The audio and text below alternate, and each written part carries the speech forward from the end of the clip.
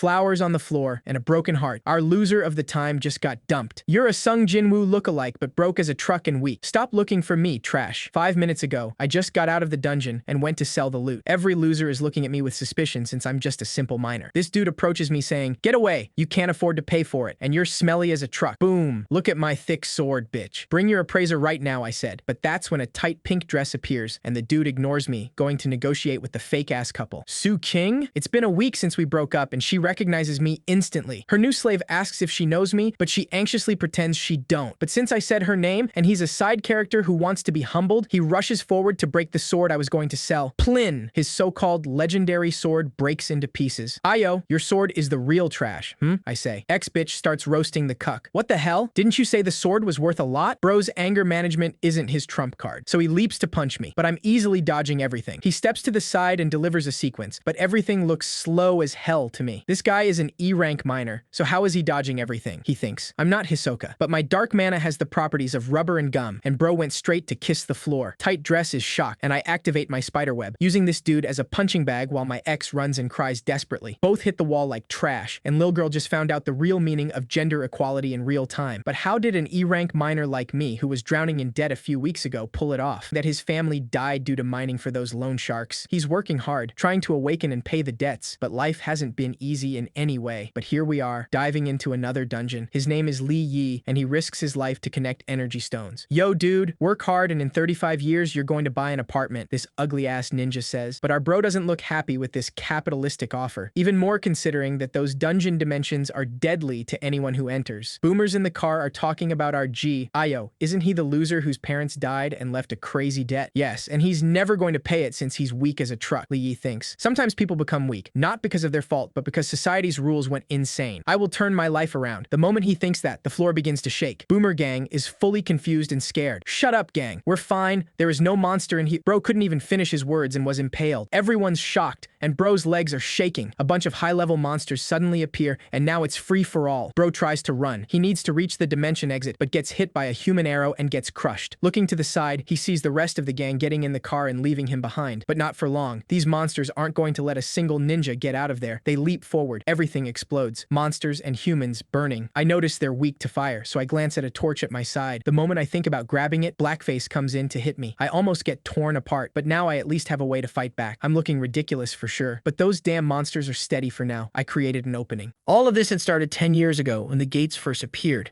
From them came dimensional creatures, insect-like horrors, demonic beasts, and only awakened individuals could fight them. That gave humanity a fighting chance to close the gates and kick off a whole new era of interdimensional exploration. The problem was that not everyone awakened. In our protagonist group, there were only regular people, taxpayers, bill payers, background characters in the grand scheme of things. And now the few survivors were desperately trying to hold burning debris as makeshift weapons to protect themselves. One of the more nervous ones pointed out that it wouldn't last much longer. That's when our protagonist mentioned the storage room. There was still a lot of gasoline in there. If they seal off the cave entrance with fire, they might survive long enough for rescue to arrive. Showing strong leadership, he ordered everyone to form a circle for protection. They were able to move toward the cave entrance while keeping the creatures back. Once they reached the gasoline barrels, our protagonist told them to pour the liquid at the cave entrance, and they obeyed immediately. One of the creatures stepped right onto the flammable trail, and our guy ordered the torches to be thrown. It didn't take long before the gasoline caught fire, spreading flames across the area and burning one of the monsters.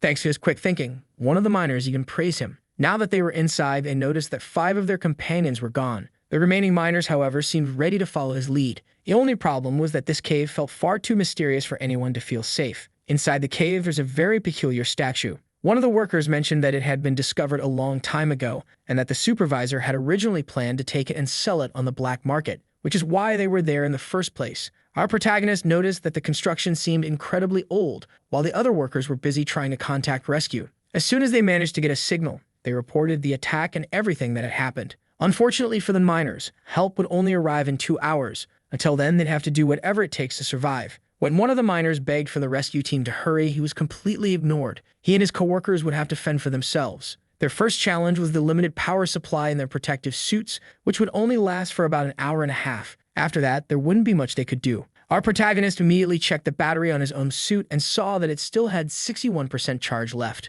In the middle of all the chaos, one of the miners called everyone's attention. He said that not everyone was going to survive, and in a situation like this, sacrifices had to be made. He suggested killing the old man and the orphan, our protagonist, so their suit batteries could be reused. Since no one was waiting for them outside anyway, they'd be doing everyone a favor. Threatening our protagonist, he ordered him to hand over his battery. Then he started beating him with a wooden stick. Our guy was just too weak to fight back, and now he was crying, completely helpless. Determined to speed things up, they started ripping the mask off his face, hoping maybe the radiation in that dimension would force him to awaken. Our protagonist crawled across the ground, gasping for air, desperately trying to get his mask back. But to those bastards, the chance of him awakening was basically zero, and now they had another battery to keep themselves safe. After taking him down, they started looking for other victims to torment. One of the miners shoved his colleagues for those psychos and then tried to run. Before they could catch him, he managed to climb into one of the vehicles. Once inside, he decided that if his life was going to end there, everyone was going down with him. He immediately floored the truck, which sent the remaining miners into a panic. If the truck broke through the wall of fire outside the cave, the creatures could get in.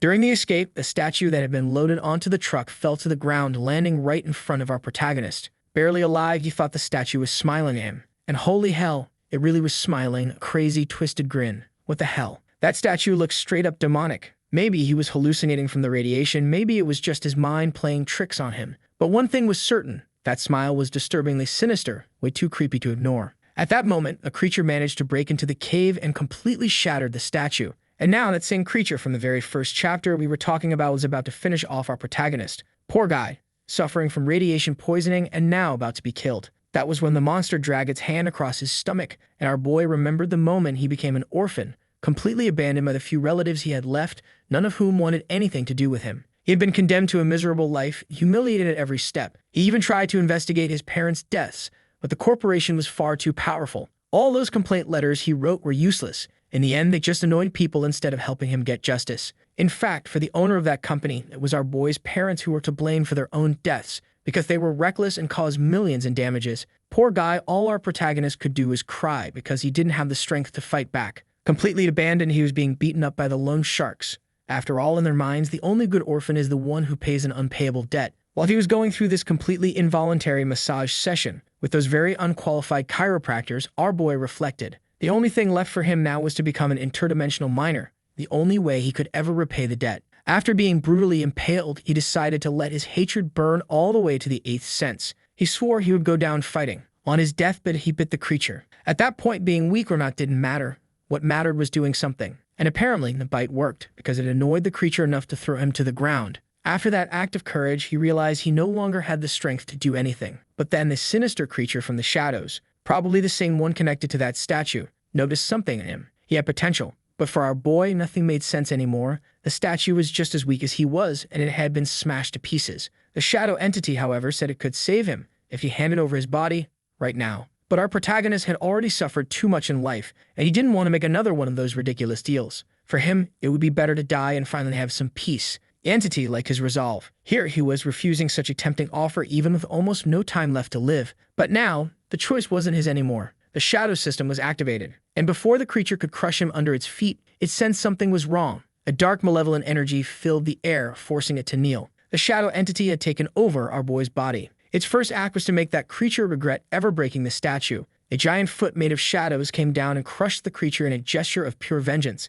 After that, the other creatures became frightened, but proving they had the IQ of a fentanyl addict, one of them still chose to attack. Before it could even get close, a huge shadow creature appeared beneath its feet and swallowed the monster whole. There was nothing it could do. The shadow entity found the taste of that thing absolutely disgusting. Now fully restored, it turned its attention to those scumbag miners. It wondered what would happen to our protagonist if it gave his body back to its rightful owner. The flat earth, my friend, doesn't spin, it flips. The very same miners who had just tried to kill our boy were now on their knees begging for their lives, saying they just wanted to survive. One of them even had the nerve to say that if he hadn't ripped the mask off our boy earlier, he never would have awakened. So maybe he should be grateful. But for our boy, there was no such thing as gratitude toward a bunch of creeps like them. That comment just made him even angrier. Still, he decided to knock the miners to the ground, and one of them begged him to let it all go. Our protagonist allowed them to run away, even offering to help them. He immediately used his shadows to rip the mask off the first of those bastards. Moments later, two of them were already completely exposed, and the radiation started doing its delightful little tricks.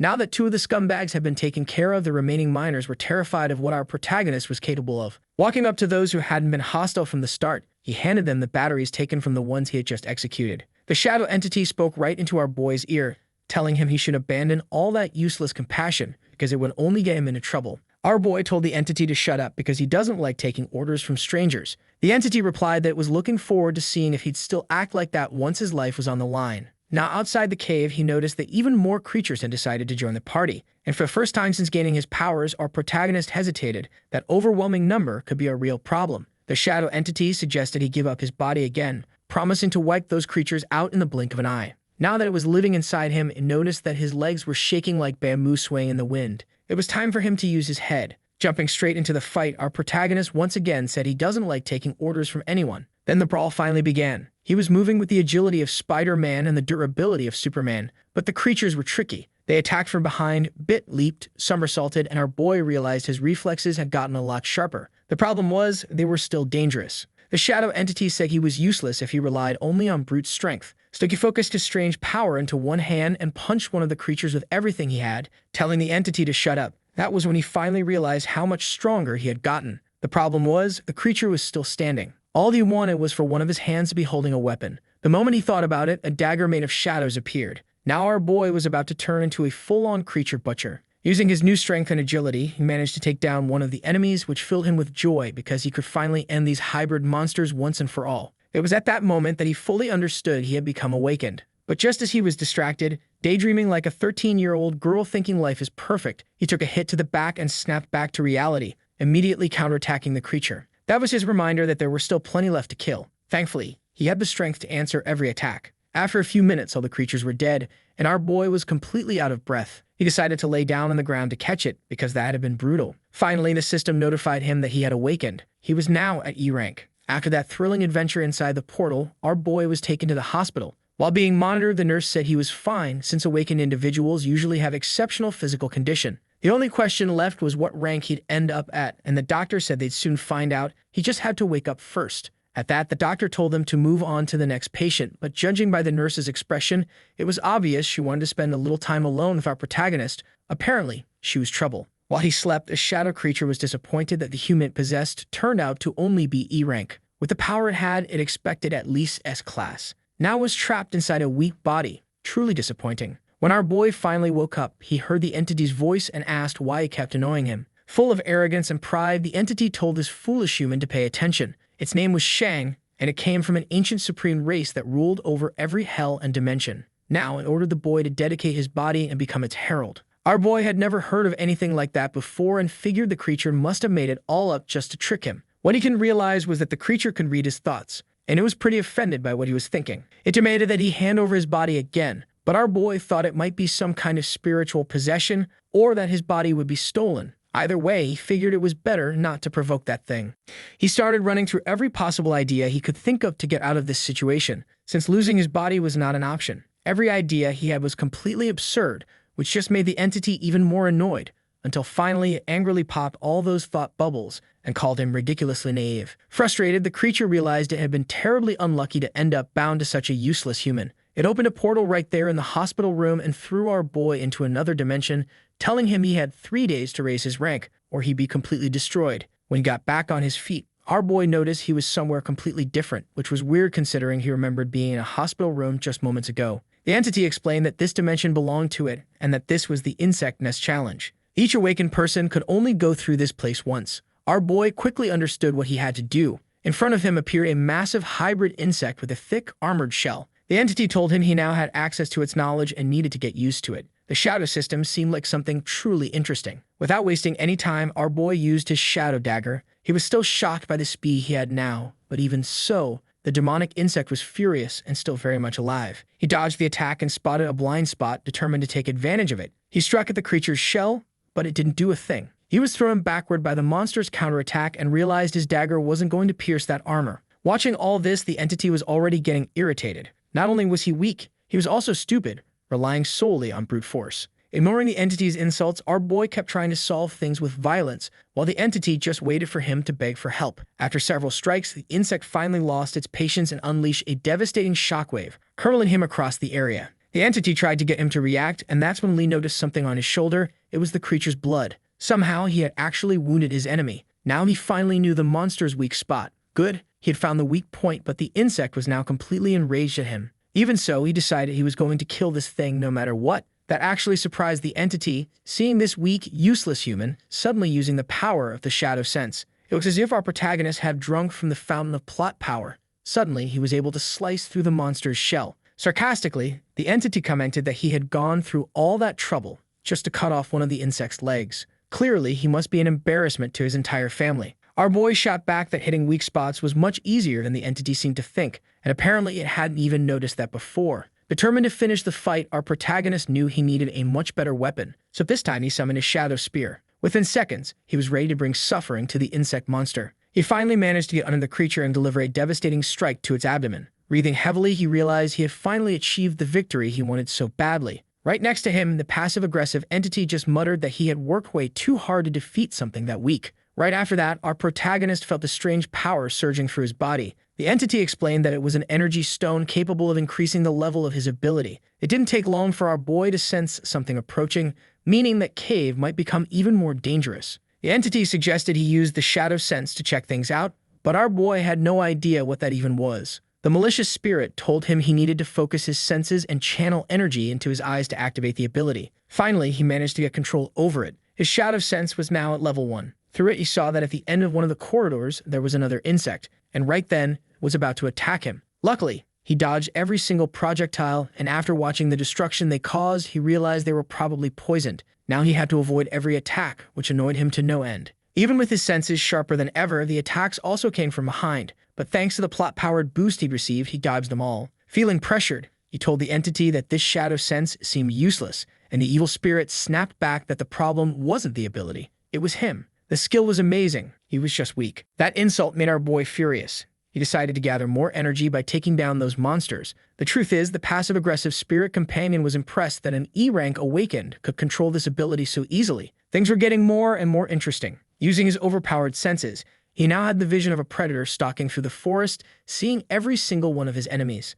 Thanks to that, he realized just how badly outnumbered he was, which made him nervous. The spirit, on the other hand, was waiting to see a little determination from him. Within seconds, all the insects rushed straight at him. The entity noticed that our boy had found a perfect position on the battlefield, meaning he might actually last a bit longer. Clearly losing patience, our boy let all his energy explode outward, slicing apart the enemies that charged him. The evil entity realized that he had just unlocked the second stage of the shadow sense, a pleasant surprise for it, considering the boy who was seen as weak was now using ridiculous abilities. Even though more enemies kept coming, our boy noticed the insects seemed to be moving slower and slower, without realizing that he was actually the one moving faster. With his heightened senses, he could now see glowing points of light on the bodies of his enemies, showing him exactly where their weak spots were. The passive-aggressive entity explained that once his ability identified the weak points, his attacks could bypass any defense. Planting his daggers into the ground, Lee caused several shadow spikes to erupt and impale every one of the insects. Because of all this, he absorbed multiple energy stones, increasing his proficiency even more. Now that he could see each weak spot clearly, finishing the job was becoming easier and easier. Our boy plowed through the swarm of arthropods, proving himself far more effective than any pesticide. Suddenly, he had to dodge. One of the insects was so fast it almost took his head off. He quickly realized this beetle was completely different from the others. To respond, he transformed his dagger into a whip, surprising even the malicious entity. Now that he had a new weapon, our boy managed to trap that damn beetle, and within seconds, ripped its head clean off, all while still being attacked by the other insects that were hell-bent on ending his life early. And our boy was more than happy to grant them their wish, slicing open the abdomens of every last one of those stupid arthropods. As he absorbed more and more energy stones, his skill proficiency kept rising. With the sheer number of enemies coming at him, our boy might actually be able to rank up. Watching all this, the entity was starting to look a little more optimistic. Maybe this useless human really did have some potential. It could see that his mastery over the shadows was growing rapidly, which was good news. The downside, however, was that using those shadow techniques was burning through a ton of mental energy, a price you have to pay. In the middle of the fight, our protagonist noticed his vision was starting to blur. Not good at all. While trying to catch his breath, he got struck from behind by one of the arthropods, which seemed eager to take a bite out of him. After getting hit like that, our boy became determined not to die in that cave. He had only 15 minutes left. To motivate himself, he remembered all the scumbags waiting for him back in the real world. In his mind, he was sure his parents' deaths were unjust, so he had to take revenge on at least half a dozen of those bastards. As time passed, he kept slaughtering the arthropods in a fury, driving his progress higher and higher, until finally, the only things left on the ground were the shredded remains of those arrogant bugs. Our boy sat down on a throne made of corpses, deciding on just one thing: to make every single person who had ever looked down on him beg for forgiveness. The dark entity realized that human hatred was extremely compatible with shadow abilities, which explained why the boy had so much potential. But then it reminded him that his time was running out. He needed to rank up immediately. Maybe he was already trying to channel all his energy for one last attack, and that was exactly what he planned to do. Summoning all the power of his shadows, and with just 2 seconds left, he was ready to unleash a devastating blow against the approaching insects. But did it work? We find out right away, because just before the time was up, he still hadn't hit a single one of those creatures. Fortunately, thanks to the power of plot armor, with just 1 second remaining, he killed enough of them to rank up to Gi class. Completely out of breath after the battle, and having pushed himself to the limit, even got a passive-aggressive congratulations from the dark entity. Looking over the battlefield's wreckage, he spotted a broken sword. The entity explained that this training ground had once been used by its tribe in the past, and that, according to human ranking standards, this weapon was at least A rank. But after picking it up, our boy realized it wasn't a dagger at all. It was the size of a door. The entity assured him that compared to his shadow abilities, these abandoned weapons were worthless. Even so, our boy decided to collect them all, thinking they might be useful someday. That left the entity curious, and our boy admitted that he didn't hate capitalism quite as much as he claimed. He was going to sell them later. Only awakened individuals ranked D and above are allowed to sell gear, so now he needed to get registered.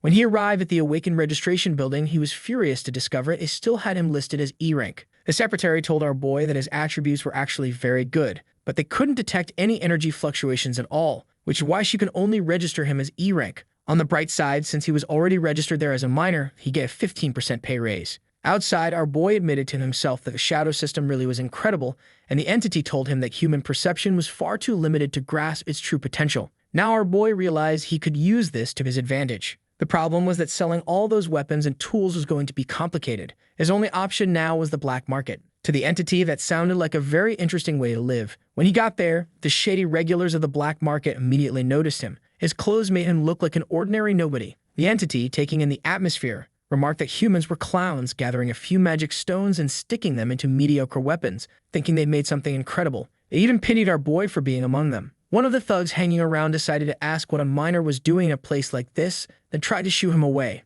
Our boy decided to keep his pride and asked if that was how customers were treated there. Only then did he reveal the artifact he had brought, showing them the dagger, which was actually a sword made for someone at least 10 meters tall. People around him were shocked, and a suspicious-looking couple approached him. The girl clearly wasn't happy about being dragged into that filthy place. The man with her was a D-rank awakened, while she was just a background extra. The merchant immediately recognized the man as a very important customer and decided to treat him well, since money talks in that place. Inspecting the sword our boy had brought, the merchant saw that it had an attack bonus, perfect for D-rank awakened fighters. That's when our protagonist heard the man's name, King, and realized he actually knew him. Or rather, he recognized the woman. Flashback. After he became an orphan, she had abandoned him too, because all he had left were debts and no money at all. The girl had gone off to find someone who could at least pay her bills. The other awakened, surprised, asked if they knew each other. The girl lied, saying she didn't hang around with people from the lower class. After that, the merchant started treating our boy worse and worse since he was being too familiar with an important client's woman.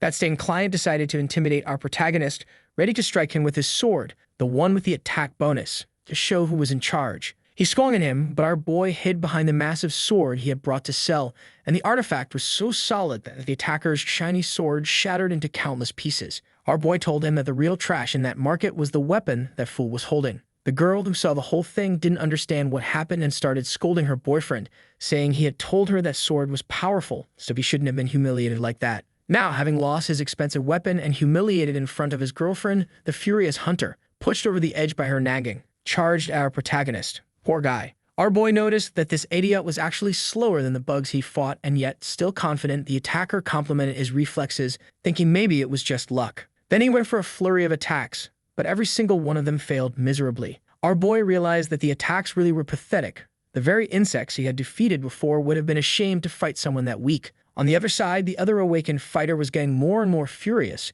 convinced he was just facing some poor, debt-ridden, orphaned miner with nothing to his name. That only made him angrier. No matter how much power he put into his strikes, he still couldn't land a single hit on our protagonist. Finally, our boy ran out of patience. He used his shadows to bind the idiot's fists, stopping him from moving as he pleased. With a sadistic look in his eye, our protagonist decided it was time to put these extras in their place. He immediately pulled on his shadow whip, slamming the guy to the ground like a sack of trash. Humiliated once again, the man tried to get up slowly, helped by his background character girlfriend. To our boy, the guy now looked like a dog on a leash, because that's exactly what he was, tied up by a shadow collar. But even while being humiliated so brutally, the fool decided to make an even bigger embarrassment of himself, charging again at our boy, determined to take his life. Before he could even get close, someone very powerful in the black market showed up, ordering them to stop the fight immediately. This man did not like what he was seeing. Even though that fool was a loyal client, he didn't tolerate trouble in his store. The name of this mob boss was Juan, and he was a D-rank awakened as well. The girl who had abandoned our protagonist stepped in and said that this damn miner had insulted her boyfriend and broken his sword. That's why he was attacked. That immediately made the boss very curious, since he was now face to face with a miner, something hard to believe. He wanted to know if the sword our boy was holding was really capable of breaking a weapon of that quality. Our protagonist made it clear he had only been defending himself. The idiot's sword broke during the attack, and that wasn't his fault. The boss then asked his loyal client if that was true, but apparently the two of them knew each other well enough to start whispering something shady, clearly plotting to set our protagonist up. Before that, though, the boss tried to play mediator and said he would handle the situation fairly. Approaching politely, he asked to inspect the sword for just a moment. In a few seconds, he was completely shaken. With all of his strength, he could barely hold it up. It had to weigh hundreds of kilos. Now he was wondering how this poor, debt-ridden, orphaned, supposedly useless miner was able to wield it so easily. Curious, he asked how someone so mediocre had gotten his hands on something that valuable. But our boy, full of confidence, asked since when the black market cared about where the items brought in came from. The boss realized he wouldn't be able to trick him and said he was just curious. So our protagonist decided to play along too, revealing that he had found the sword while mining. That convinced the boss that our boy really was just a miner. He said the sword was strong and durable, even though it didn't have any enchantments, meaning it wasn't worth much, unlike his loyal client's sword, which had been worth millions. And with that, he made what he called a very fair and friendly offer. Since our boy was just a miner, he would buy that piece of trash for a fair price to compensate for the financial loss his client had suffered, suggesting that our protagonist should see it as an act of charity. After hearing that offer, the loyal client immediately agreed to it, telling our protagonist he'd forgive his debt. But right after, he turned to his girlfriend and said that if the idiot didn't accept the deal, they'd sell his organs for at least $2 million. That's when our protagonist realized he was walking into a trap. They had planned everything while pretending to negotiate. Now that they were all guilty, it was time for him to have some real fun. Unleashing the power of his shadows right there in the black market, he made it clear he wasn't the one who should be worried. The mob boss's bodyguards started walking toward him, ready to take him down. Juan confidently told his loyal client that the fight was already over and suggested they go somewhere more private to discuss the profits of the future sale. But what he didn't expect was to see one of his own men flying past him like a sack of potatoes. Looking back, he got worried. His bodyguards were being beaten senseless. All he could see was our protagonist kicking those extras around like soccer balls. One of them was even thrown toward the loyal client, who showed his D-rank strength by dodging it and violently kicking the poor man's body aside. Now that our boy had dealt with those useless guards, it was time to face the real enemies. Getting more and more worried, his ex-girlfriend was asking herself when this miner learned to move like that, while her boyfriend was eager to take him down. Charging at him once again, he shouted that against a D-rank awakened, our protagonist was nothing, a nobody. But before he could even get close, our boy coated one of his hands with shadow power and slapped his enemy hard, injuring him in the process. That just made the spoiled brat even angrier. He'd never even been hit by his father, and now some other man had slapped him across the face. He was now completely determined to take our protagonist's life, launching several energy beams at him, but none of them could break through his defenses. Only then did the fool realize his abilities were useless against him. Our boy calmly walked toward them, ready to teach them a lesson, and his ex-girlfriend started to panic. Before they could even react, they were completely trapped in shadow webs, one of our boy's abilities. Pinned down, the fool started to think our protagonist had to be at least C rank, maybe even B rank. But Lee made sure to tell them he was just an E rank awakened, officially registered as a minor. Raising one of his hands, now glowing with shadow energy, he was about to slap his rival again. Before the blow landed, the brat tried to defend himself, saying he was connected to important loan sharks. Unfortunately for him, those were the same loan sharks trying to make our protagonist pay an impossible debt, which only made him angrier. Then he started slapping the fool mercilessly. After that humiliating beating, he kicked him away, knocking his ex-girlfriend back too. The one who had tried to kill him had just been humiliated yet again. For our boy, that kind of scum, the ones who work with loan sharks, are exactly the people he despises most. After saying this, he was almost caught by an attack from behind, launched by Wang himself. But our protagonist just glared at him, unleashing all the power he had been holding back. That was enough to terrify everyone in the room. Faced with the situation, the poor fool who had just been beaten by our protagonist was willing to offer money to be spared. But our boy didn't like the offer. It was far too small, so he decided to beat him a bit more. He told him that he'd be completely forgiven after receiving 50 slaps. Only then did the desperate guy offer his black card, saying there should be 5 million Korean won on it, enough to calm him down. Our boy immediately realized that this money must have been collected by extorting innocent people, just like what had been done to his parents, and that only made him even angrier. Dropping the guy's body on the ground, our protagonist said that money was nothing more than rightful compensation after being extorted by loan sharks. He finally let the couple go back to their mediocre lives since that humiliation session had been intense enough. Furious, the man slapped his girlfriend in the face, blaming her for convincing him that our protagonist was just a minor. Now he wanted revenge because money wasn't something easily replaced, and he was willing to do whatever it took to make our protagonist pay. He called a very violent man, the one in charge of all the loan sharks, who was already aware of what had happened. Someone had stolen money from one of his subordinates. Now that he knew, he told all of his men they had a very interesting mission to carry out. They could wipe out everyone still alive in that place. One of them executed the wounded victims on the spot with terrifying skill. Back at the awakened building, someone approached our boy, apparently wanting to help him. He told this person that he was an E-rank awakened looking for missions that matched his level. Hearing that, other awakened nearby assume he must be trash, trying to take on something way too dangerous, since even the most basic missions there were D-rank. A random background-looking woman mocked him, saying it was hilarious that an E-rank awakened was basically trying to get himself killed by taking missions he couldn't handle. To them, E-ranks were just garbage, parasites of the world. Right away, they all ganged up to try to kick him out of the building because, as they said, trash belongs in the trash heap. But our boy had just received 5 million won, and he knew his top priority now was getting an interesting mission. While he was being harassed by all those extras, someone walked in, and their presence was absolutely overwhelming, making everyone there feel intense fear. That pressure was truly insane. Whoever it was had to be at least D-rank. All the other awakened were terrified. Then it was revealed that the person was actually a cosplayer. Her clothes were strange, her design unusual, but she was definitely strong. Our protagonist studied her carefully, wondering what a D-rank was doing there. He could feel she had a strong energy about her, yet she still seemed like a spoiled, delicate girl. And more importantly, he didn't sense any killing intent from her. The girl was accompanied by a bodyguard. Apparently, they were looking for someone D-rank, preferably a minor, to enter a dungeon. It didn't take them long to spot our boy, who looked completely unfazed by the girl's intimidating aura. Finally, our protagonist realized it was his time to shine.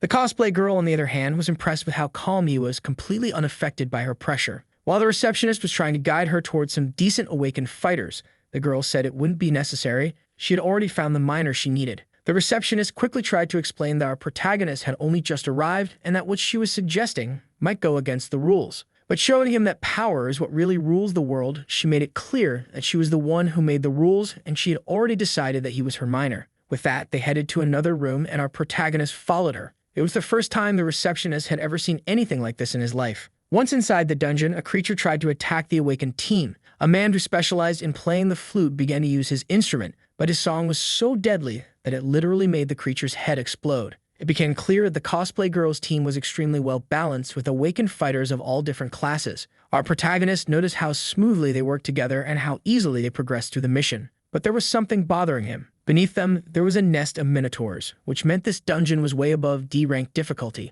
There was no way his companions hadn't noticed this yet. Finally, the dark entity inside our boy's heart confirmed that his shadow sense had grown stronger. Now he could sense what was hidden within that place. To our boy, it seemed obvious that the rich girl had also realized something was wrong and was hiding it for some reason. The bard approached her to say that the information they had about the Starlight Crystal must be correct, and that it was definitely further ahead. Right then, the cosplay girl called for our protagonist, which only made him more suspicious, since this place was extremely dangerous. As he approached her, the sinister aura surrounding her grew even stronger. Maybe she planned to use him as bait, or maybe she was just overly confident in her abilities. But as soon as he got close to her, the floor suddenly gave way and the two of them fell into a pit that seemed to have no end. Fortunately, they landed on their feet like cats, giving our protagonist the chance to take in the threat that was waiting for them. Several D-rank minotaurs were there, ready to slice them apart like meat in a butcher shop. Staying alert, our protagonist noticed that the cosplay girl was preparing to make her first move. She released a powerful aura and didn't seem frightened by the creature's presence at all. But after a few seconds, she began to look increasingly anxious. To our protagonist's surprise, she asked the miner to go first and face the creatures, promising to support him from behind. Our boy noticed how embarrassed she looked. The situation was so bizarre that she actually dropped to her knees, saying she didn't care about anything else but preferred the miner to go ahead. Completely shocked, our protagonist reminded her that she was a B-rank awakened. There was no way she shouldn't be able to deal with those creatures. Even so, she kept insisting. And now, completely desperate, with tears in her eyes, she promised to pay in 1 million Korean won. For someone who claimed to hate capitalism, our boy thought that sounded like a pretty good deal. After all, you don't make 1 million every day. Gripping his shadow dagger, he decided he could take on the job and charged into battle. The poor minotaurs rushed at him, hoping to bring him down. But then he realized something. The creatures weren't aiming at him at all. They were charging straight for the cosplay girl, who just stood there frozen. In that brief moment, panicked our protagonist. If she died there, he wouldn't get paid. Terrified by the presence of those creatures, the cosplay girl finally managed to summon an incredibly strong energy barrier. Our boy never imagined she'd be capable of doing something like that, especially after seeing the miserable state she was in. But now that she used her technique, one of the minotaurs tried to strike her with its axe. That's when our protagonist stepped in to save the day, cutting the creature down with one of the artifacts he had picked up from the first cave. Now he was ready to take revenge on those monsters. My God, if you look closely at this scene, our protagonist's eyes look completely unbalanced, almost feral. When he glanced at the cosplay girl, he realized she was already running away from the fight, as if terrified. But to our boy, that wasn't a problem at all. All he had to do was slice those monsters to pieces. Meanwhile, the girl ran down the corridor, desperately trying to find some safety. Panting heavily, she started to catch her breath, thinking she was finally free from danger, not realizing that evil was still closing in. She caught the stench of bull urine, and to her shock, she was cornered again. The monsters didn't fear her at all. Exhausted and terrified, there was nothing she could do now. Our protagonist knew she was capable of fighting back, but he couldn't understand why she kept running, shielding herself from every attack. She raised her hand toward her face, activating the power of an artifact she was carrying. That small bracelet created a large protective field around her, and once again the creature was repelled. But after that, the artifact shattered, and our boy realized she had been relying solely on that for survival. Approaching her once more, he figured out that she was an awakened fighter who wasn't specialized in combat. But having her secret exposed, she told him he couldn't tell anyone. And being the opportunist he was, he let her know that keeping secrets came with an additional price. What he couldn't figure out was why the creatures were still focusing only on the girl. That was extremely strange. Thanks to all the experience he had gained, our boy pushed his shadow sense to level 2, using it to scan the surroundings. The behavior of those creatures was completely off. They were following a mysterious sound, being controlled by someone. As he tried to defend both himself and the cosplay girl, she called out to him. No matter what they did, the creatures kept advancing, frantic and desperate to taste human flesh. And our boy realized this was a battle with no end in sight. What made it worse was that he couldn't use his most destructive skills because he had to protect the girl. She could get caught in the crossfire. But then he noticed that the mysterious figure seemed to be targeting the girl specifically, which could actually work to his advantage. Using the shadows as a tool, he decided to give that person exactly what they wanted. Walking toward the creatures after immobilizing them, he announced that the cosplay girl was completely defenseless, having already used up all her artifacts. It would be best not to let her get cornered. Hearing that, the girl felt a mix of embarrassment and fear. He shouldn't have said that out loud. As our boy charged back into battle, a dark presence approached the cosplay girl. The assassin thought a mere minor might ruin his entire plan, but now he had the chance to finish her off while she was completely unable to defend herself. Knife in hand, he was about to take her life, blaming the girl and her father for everything that had happened. But before he could finish the strike, his arm was cut clean off. Hopefully, he knows how to write with the other one. And to the surprise of absolutely no one, it turned out to be the bard from the cosplay girl's own team. The one whose flute playing was so bad it could make monsters' heads explode. It was the one behind everything that had been happening inside the dungeon. After being exposed, the bard started grinning like a maniac. Losing to a mere minor was driving him insane. Gathering all of his power, he made it clear he was far from being defeated. Lines of energy spread across the cave, absorbing and controlling the surrounding creatures. Then, radiating a violent aura, the bard prepared to unleash the true potential of an awakened who commands monsters. Our protagonist immediately realized that this guy had to be C rank, while the cosplay girl stood there in shock, amazed that he could absorb the life force of those creatures. At the same time, the entire area was becoming more dangerous. Molten lava began bubbling up through the cave floor. Our boy hadn't expected to face a C rank opponent. This was truly impressive and terrifying. Standing before them was a lava minotaur, a C rank monster that looked brutally powerful. The beast roared at them and charged to attack. Not wanting to die right there, our boy summoned his shadow barrier. But the impact was so devastating it almost destroyed the entire cave. Realizing his barrier had been partially shattered, our boy started to feel fear creeping in. Part of his skin had been scorched by the creature's attack, which left the cosplay girl deeply worried.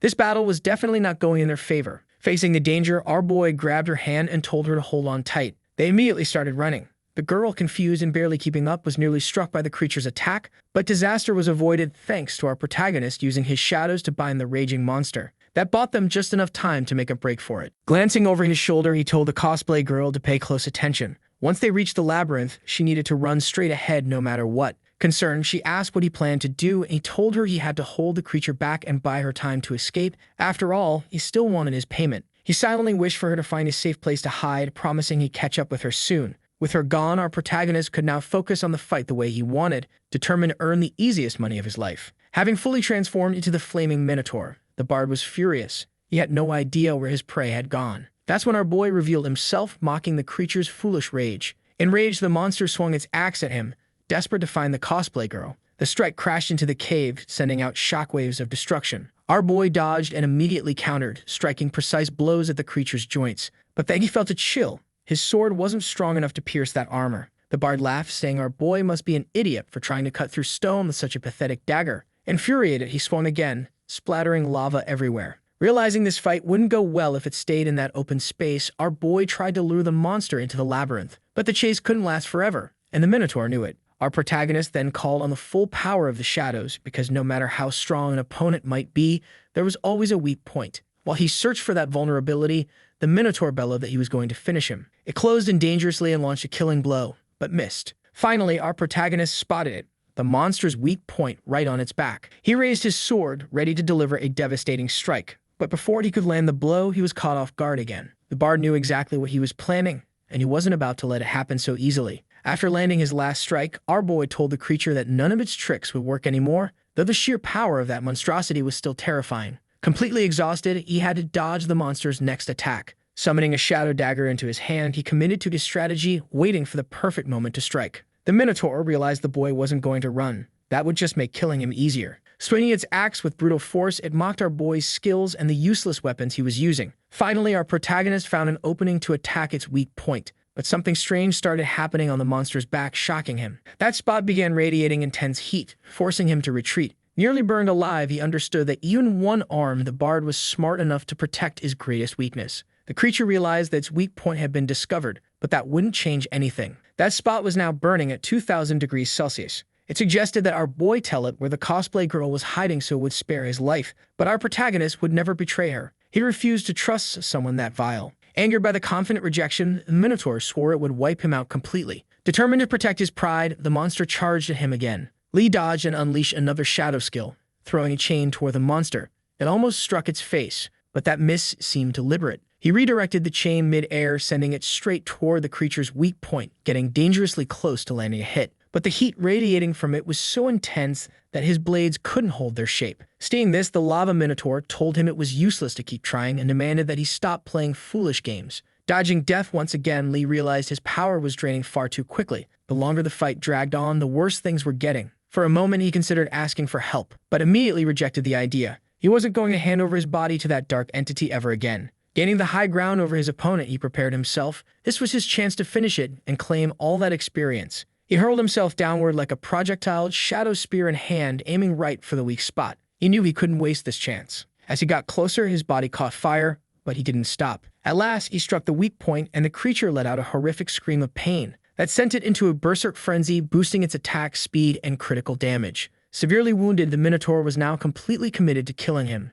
But our boy had spent most of his stamina trying to end the fight and was badly hurt. The bard was shocked that the battle had even lasted this long. To him, our protagonist was just a minor. But he made it clear things wouldn't go any further. That was when our protagonist felt his heart pounding violently. For some inexplicable reason, dark energy was surging inside him, stronger than ever before. Then the entity finally spoke, saying that power had always been inside him, but his body had never been able to channel it properly. Thanks to this fight, he had unlocked a new form of his shadow ability. Even his wounds were completely healed. Watching this unfold, the minotaur was left speechless, unable to understand what had caused such a miraculous recovery. On top of that, the aura radiating from our boy was downright sinister. It had just become far more dangerous. Using every ounce of brain power it had left, the minotaur realized it couldn't allow our protagonist to fully recover. It tried to attack, but missed. Even with its speed buff, it was still slower than its opponent. That only made the minotaur more furious. All that power made no sense to it. Desperate to turn the fight in its favor, it decided to flood the arena with lava.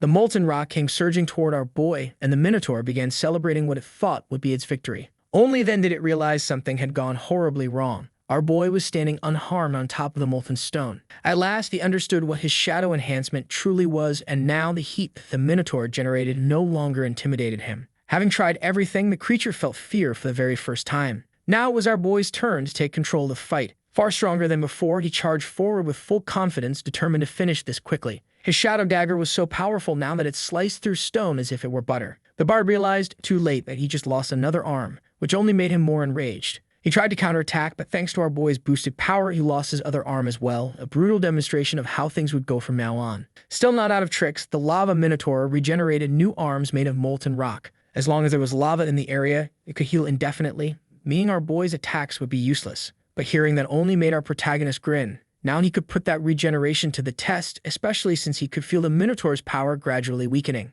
Anger that the boy had noticed, the creature attacked once more. But before it could even finish its first swing, its arms were shattered again. Knowing defeat was coming, it kept trying to fight until its regeneration began to fail. Now it had stubby, deformed arms. That's when our protagonist told it that it had reached its limit and should just give up. Completely terrified, the bard begged him to reconsider.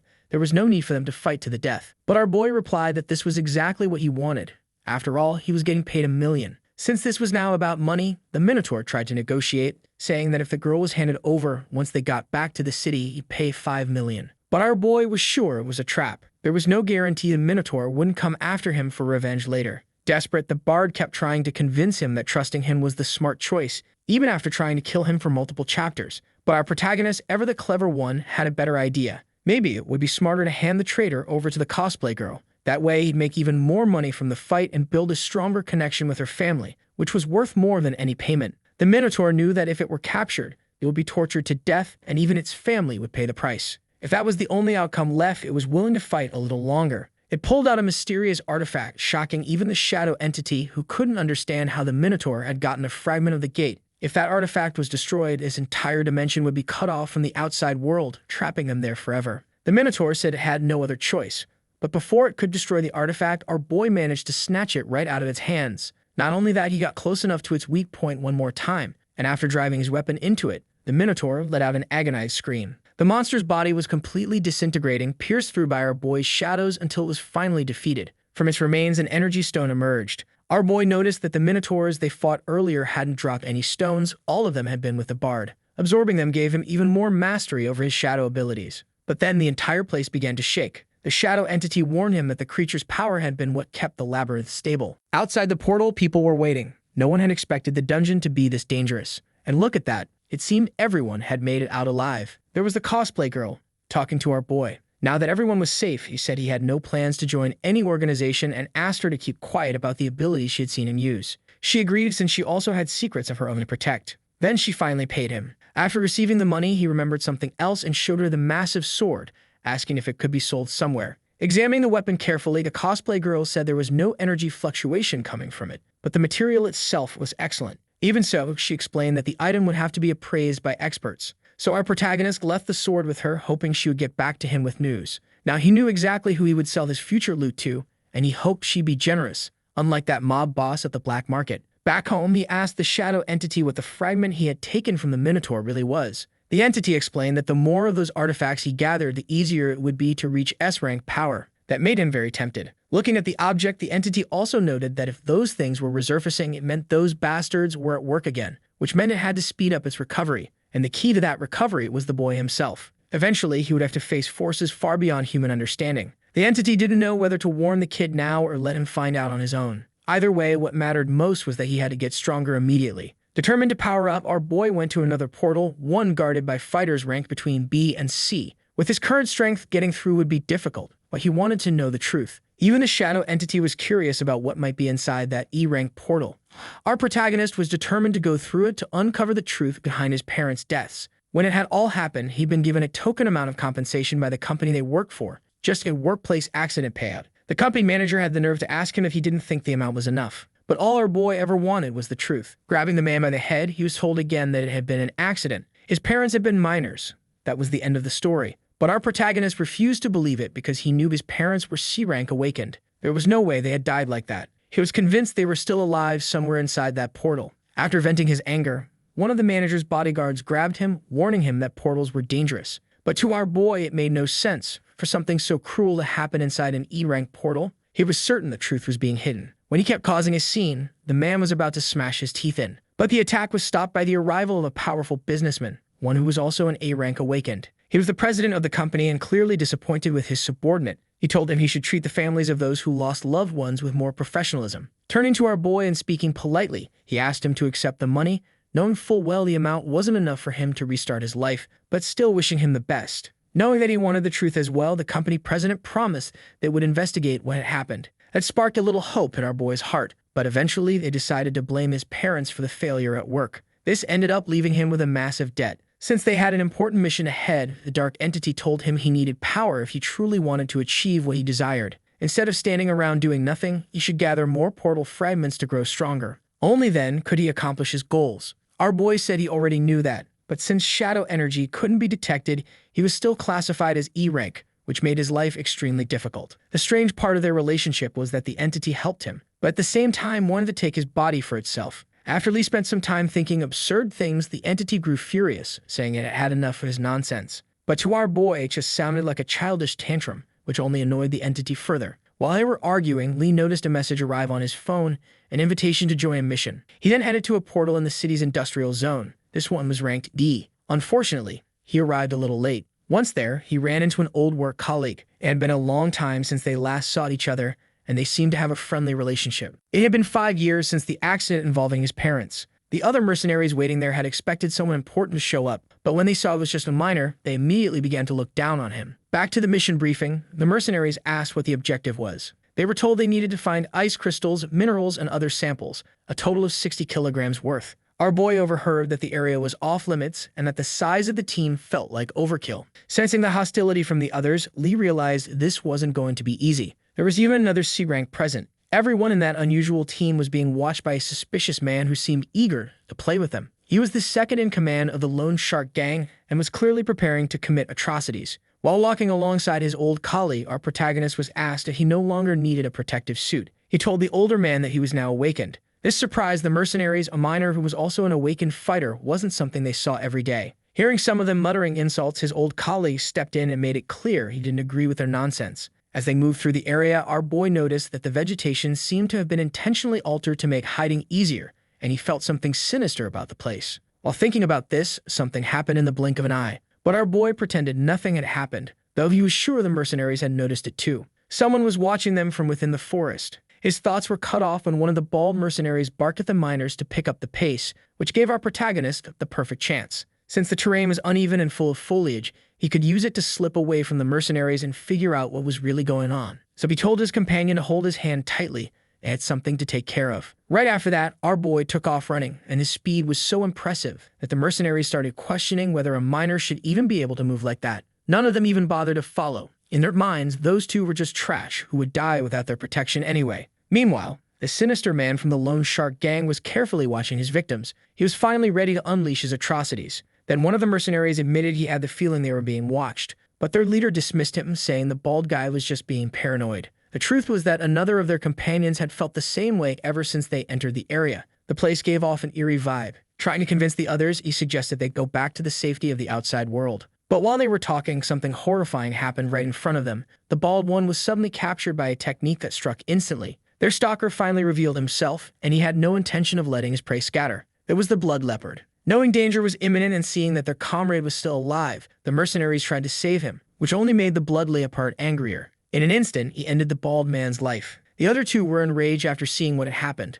One of them charged at the attacker, but his arm was caught, and in the next moment his whole body was immobilized by threads of blood. There was nothing the mercenary could do. The blood threads sliced him apart, turning him into pieces like a human puzzle. The last surviving mercenary was terrified and ran for his life, which only brought the blood leopard more joy. Far from there, our protagonist was sitting with his coworker, suggesting they rest for a bit. While talking, he asked the old man if he had made any powerful enemies, but the truth was, the man was just an ordinary worker. He didn't even have the chance to make enemies like that. Only then did our protagonist reveal that this wasn't a mission at all. It was a death trap. Someone wanted to make sure none of them ever returned. Hearing that shocked the old man. At that moment, the last surviving mercenary arrived. He confronted our boy, accusing him of realizing there was danger but doing nothing about it, which led to the deaths of his comrades. At least he wasn't completely useless, our boy thought. Now that his brothers had been sacrificed, he finally understood that someone was hunting them. Our protagonist even made it clear that this mercenary's life was about to end. Not understanding what he meant, the mercenary suddenly noticed blood threads surrounding his body,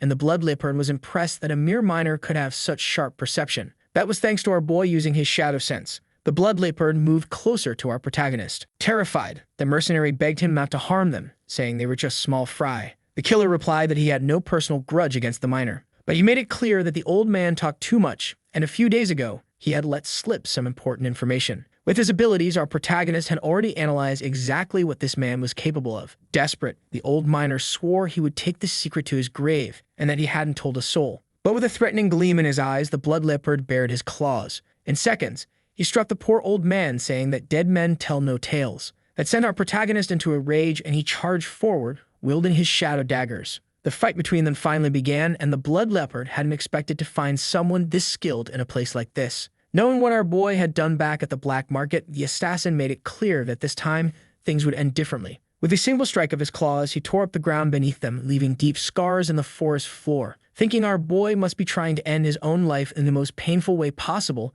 the blood leopard was happy to oblige. He unleashed a series of devastating strikes at him, none of which managed to kill, though a few left shallow wounds. It was then that Lee realized not even his shadow reinforcement was enough to completely block those attacks. The blood leopard noticed his opponent was losing focus and used the opening to slam him into a tree, leaving him slightly injured. Knowing this fight was only getting more dangerous, our boy called out for the old man to get close to him quickly. He also understood that getting into a close-quarters brawl with this monster was far too risky. The blood leopard promised that both of them would die before the day was over. But our protagonist, activating his shadow sense at its peak, was determined to prove him wrong. He threw several energy daggers at his enemy, but every single one was blocked with ease. Of course, that had just been a diversion. He was looking for the chance to catch the blood leopard off guard. And the killer noticed that this boy still had more tricks hidden up his sleeve. But with a simple motion of his hands, he shattered the energy weapon and mocked him, reminding him that he was still just an E rank. Right then, he was interrupted. The old man had emerged from the ground near the assassin's feet, using some kind of trap. But the blood leopard allowed himself to be caught. He already knew what was happening and didn't feel threatened in the slightest. Close-quarters combat was his specialty, after all. Before the old man could even react, the blood leopard had wrapped him up in blood threads and shredded him where he stood. Our protagonist hadn't expected things to end like that. Wait, hold on. It wasn't the old man. It was some other guy. God rest his soul. Now our protagonist was fleeing with the old man at his side, and of course the blood leopard wasn't about to just let them escape. Luckily, they managed to get away and find a somewhat safer spot where they could treat the old man's wounds. Curious, our boy asked him what the hell he had done to get the blood leopard after him. Nervously, the old man revealed something completely shocking. He had discovered the truth behind the death of our protagonist's parents. That bit of information immediately put our boy in serious mode. Now he was overflowing with power and rage. And remember, rage has incredible synergy with the power of shadows. Perfect time for some good old-fashioned violence. Eager for answers, our protagonist bombarded the old man with questions. He needed to know what he had uncovered. Then, hold up, why was the guy not wearing his mask inside a dungeon? For God's sake, don't do that. If he took off his mask, he could die. This whole place was radioactive. Anyway, the old man said that at first he wasn't sure, but now that the blood leopard had come to kill him, he had the proof he needed. Before the incident at the mine, he had overheard our boy's father talking about how the company manager was running dangerous experiments in that area. And just a few days later, something went terribly wrong, and our boy's parents were the ones blamed for it. Furious, the boy demanded to know why the old man hadn't spoken up back then. Regretful, the old man admitted he had failed, but said that at the end of the day, he was just a miner. He couldn't afford to lose his job, he had a family to feed too. Our protagonist, Seething, couldn't believe the old man had let his parents suffer under false accusations, and the old man truly regretted it, carrying that guilt with him all these years. Their conversation was cut short when the blood leopard found them again, determined to take their lives. The problem was, our boy was furious. But before he could act, the old man was captured. As he was being killed, he apologized to our protagonist, saying he just didn't want to be hated by him. Finally, the blood leopard recognized familiar features in our boy's face, realizing he was the son of those C-rank miners, and told him he'd soon be joining them. The two clashed, trading blows. This time, however, our protagonist was fueled by hatred. Even so, he was still being pushed back by his opponent. The sociopath known as the blood leopard was enjoying every second of it. Clearly, someone twisted in the head. Our poor boy was about to be beaten senseless, so he decided to pull out one of the massive swords he had found in that first dungeon. For the first time, he managed to slice through the blood leopard's threads of blood. At last, the fight fell even, and the villain didn't like that at all. He thrived on having the upper hand. Unfortunately, our protagonist was close to his limit. He didn't have much strength left to swing that enormous sword. The blood leopard realized his last attack had been just a bluff and immediately struck, binding him again with blood threads. Now completely tied up and captured, there was nothing our boy could do. But his silence unnerved the blood leopard. It felt like the boy was plotting something. And if that was the case, the villain was actually excited. He loved seeing that kind of fire in his victim's eyes. He decided to share a little secret with him. He told him that his parents hadn't died in some accidental cave-in at the mine. It was him, the blood leopard, who had killed them in cold blood. That revelation poured fuel on the hatred already burning inside our boy. According to the villain, it was the same look his father had given him in his final moments after watching his wife die. Then the bastard started describing in detail how he had slaughtered our protagonist's parents, and it was utterly vile. But then the villain noticed something. The blood threads he had summoned were burning away completely. A massive power was erupting from our protagonist's body as his fury reached its peak. He took deliberate, heavy steps toward his enemy. Behind him, the dark shadow entity manifested, looming over him. Fueled by sheer rage, our boy swore he would end this bastard's life. Only then did the blood leopard realize that our protagonist could fuel his powers with hatred itself. And indeed, the emotion was so strong that his strength was being fully recalibrated, ascending to the next stage of violence. The blood leopard had no idea how the boy's injuries had healed, but it didn't scare him. He liked it when his prey provided a little entertainment before being killed.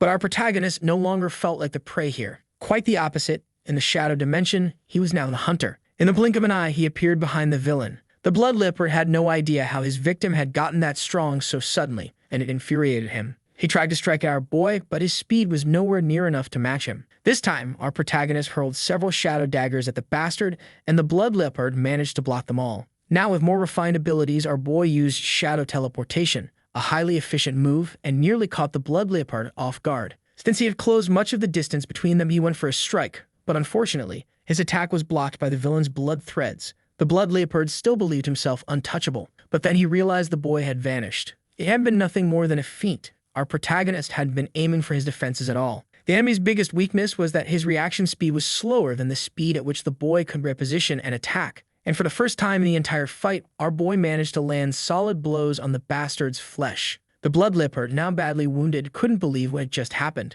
Collapsing to his knees, he couldn't comprehend how he was losing to a mere child. In the final moments of his life, our protagonist gave him a chance to confess what had really happened in that mine 5 years ago. The blood leopard, furious, told our boy to shove it somewhere the sun doesn't shine. After that bit of defiance, a strike came, and the blood leopard lost an arm. Poor guy was going to have to learn to write with the other hand. He howled in pain, and our protagonist actually seemed to enjoy it. He made it clear his patience had run out and hinted that he might start carving him up in other places if he didn't talk. Defeated, the blood leopard admitted that it made no difference whether he told the truth or not. The blame lay with the company's higher-ups and with the boy's father, who had discovered something he shouldn't have. But thanks to that confession, our protagonist finally had a name. Choi. Just another generic Chinese-sounding name that he might not even remember later. Maybe the president, maybe that pompous manager. But most likely, it was the company's president. After revealing that information, the blood leopard warned that the boy would now have to fight the entire company, and he clearly didn't have the strength to do that yet. Then he tried to bargain, asking to be spared. But he was too late. His head was already gone. Our boy wasn't going to forgive anyone involved in what happened to his parents.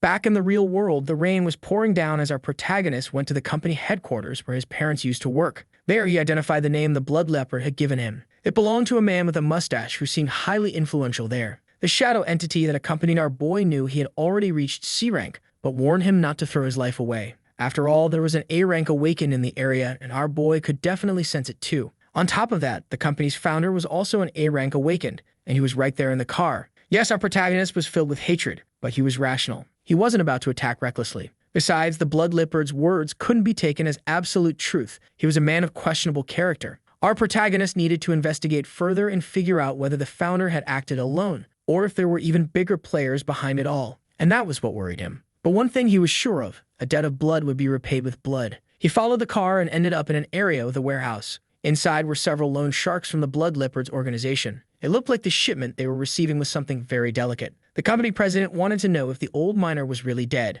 The loan shark boss reported that they had lost contact with the blood leopard and that the portal fragment he used to infiltrate had also disappeared. Because of that, they couldn't confirm what had happened with the mission. This made the company president very uneasy. He had no idea what could be unfolding now. As for the loan shark leader, he figured the blood leopard might have acted recklessly. From this point on, the man who seemed to own the company would be called Mustache. Knowing the plan still had to move forward, Mustache ordered that the equipment be moved to the proper area. They were at a critical stage of their experiments, and mistakes couldn't be tolerated. The loan shark boss asked if the money was ready to be collected. Meanwhile, our protagonist had successfully infiltrated the warehouse and was listening to everything. It seemed he had just confirmed that Mustache was indeed involved in his parents' deaths. The leader of the loan sharks suddenly felt the murderous intent radiating from our boy and immediately attacked the spot where he was hiding. That made Mustache even more worried, but the loan shark boss couldn't find anything. He started to think it might have just been his imagination, though he was certain he had felt a chilling killing intent. Our boy had barely managed to hide himself with the power of the shadows, and he breathed a sigh of relief. He had almost been discovered. The next day, life went on as normal. Our protagonist went to the company's headquarters, and the shadow entity asked if he really should be there instead of looking for missions to take. He had gone there to locate the third fragment, and he also wanted to find out how much the weapon he had taken from the shadow dungeon was worth. Wait a second. This building was actually owned by Cosplay's family. Inside the reception hall, a secretary greeted him, and our boy asked to see Cosplay. She asked if he had an appointment, and it looked like there was a couple standing just behind him. For absolutely no reason, the girl decided to humiliate our protagonist, saying he was a very bold minor for daring to ask to see Miss Cosplay. It seemed they only said that to stroke their own egos just to humiliate someone. Our boy was furious and asked if this was really how they treated guests here. Then the man with her, who was clearly just as obnoxious, said that our boy was nothing but a dog, not a guest. Finally, our protagonist realized that everyone in that family was unbearably arrogant, and that there was no point in trying to maintain contact with Miss Cosplay. So he told them he was leaving since he didn't like how he was being treated. Seeing how defiant our boy was, the arrogant man ordered his bodyguards to cripple him. But our protagonist instantly used Shadow Step. Not only did he take down the bodyguards, but he grabbed the arrogant guy by the neck. The whole scene flipped instantly. Now the girl was terrified. She warned that if our boy laid a finger on him, he would be hunted for the rest of his life. Our boy threw the fool's body at the conceited woman so they could both learn a lesson, making it clear that he was sparing their lives only because he was an acquaintance of Miss Cosplay. But here's the funny thing. People love humiliating others, but the moment they get humiliated back, suddenly they get all proud and self-righteous. Now that guy was fuming, burning with anger, desperate to strike back at our protagonist. He lunged at him with murderous intent, not realizing our boy's hand was already cloaked in shadows. The fight between the two was about to get intense when someone finally decided to step in. Thank God, someone with a bit of common sense. Miss Cosplay finally showed up, asking why our protagonist was causing trouble at her family's company headquarters. With the fight interrupted, the arrogant guy told our protagonist that he was a dead man, that he'd never be forgiven by his sister, Miss Cosplay. But she immediately ordered for him to be thrown out of the building. That was when the jerk realized he really did have her support, but to his surprise, a man grabbed him by the collar. Turns out he wasn't even her brother, just a distant cousin. Well, that was it. He was done for. His girlfriend tried to claim that the minor was just a poor, low-class nobody, spewing a whole load of nonsense to justify humiliating him. But Miss Cosplay made it clear that our protagonist was her friend.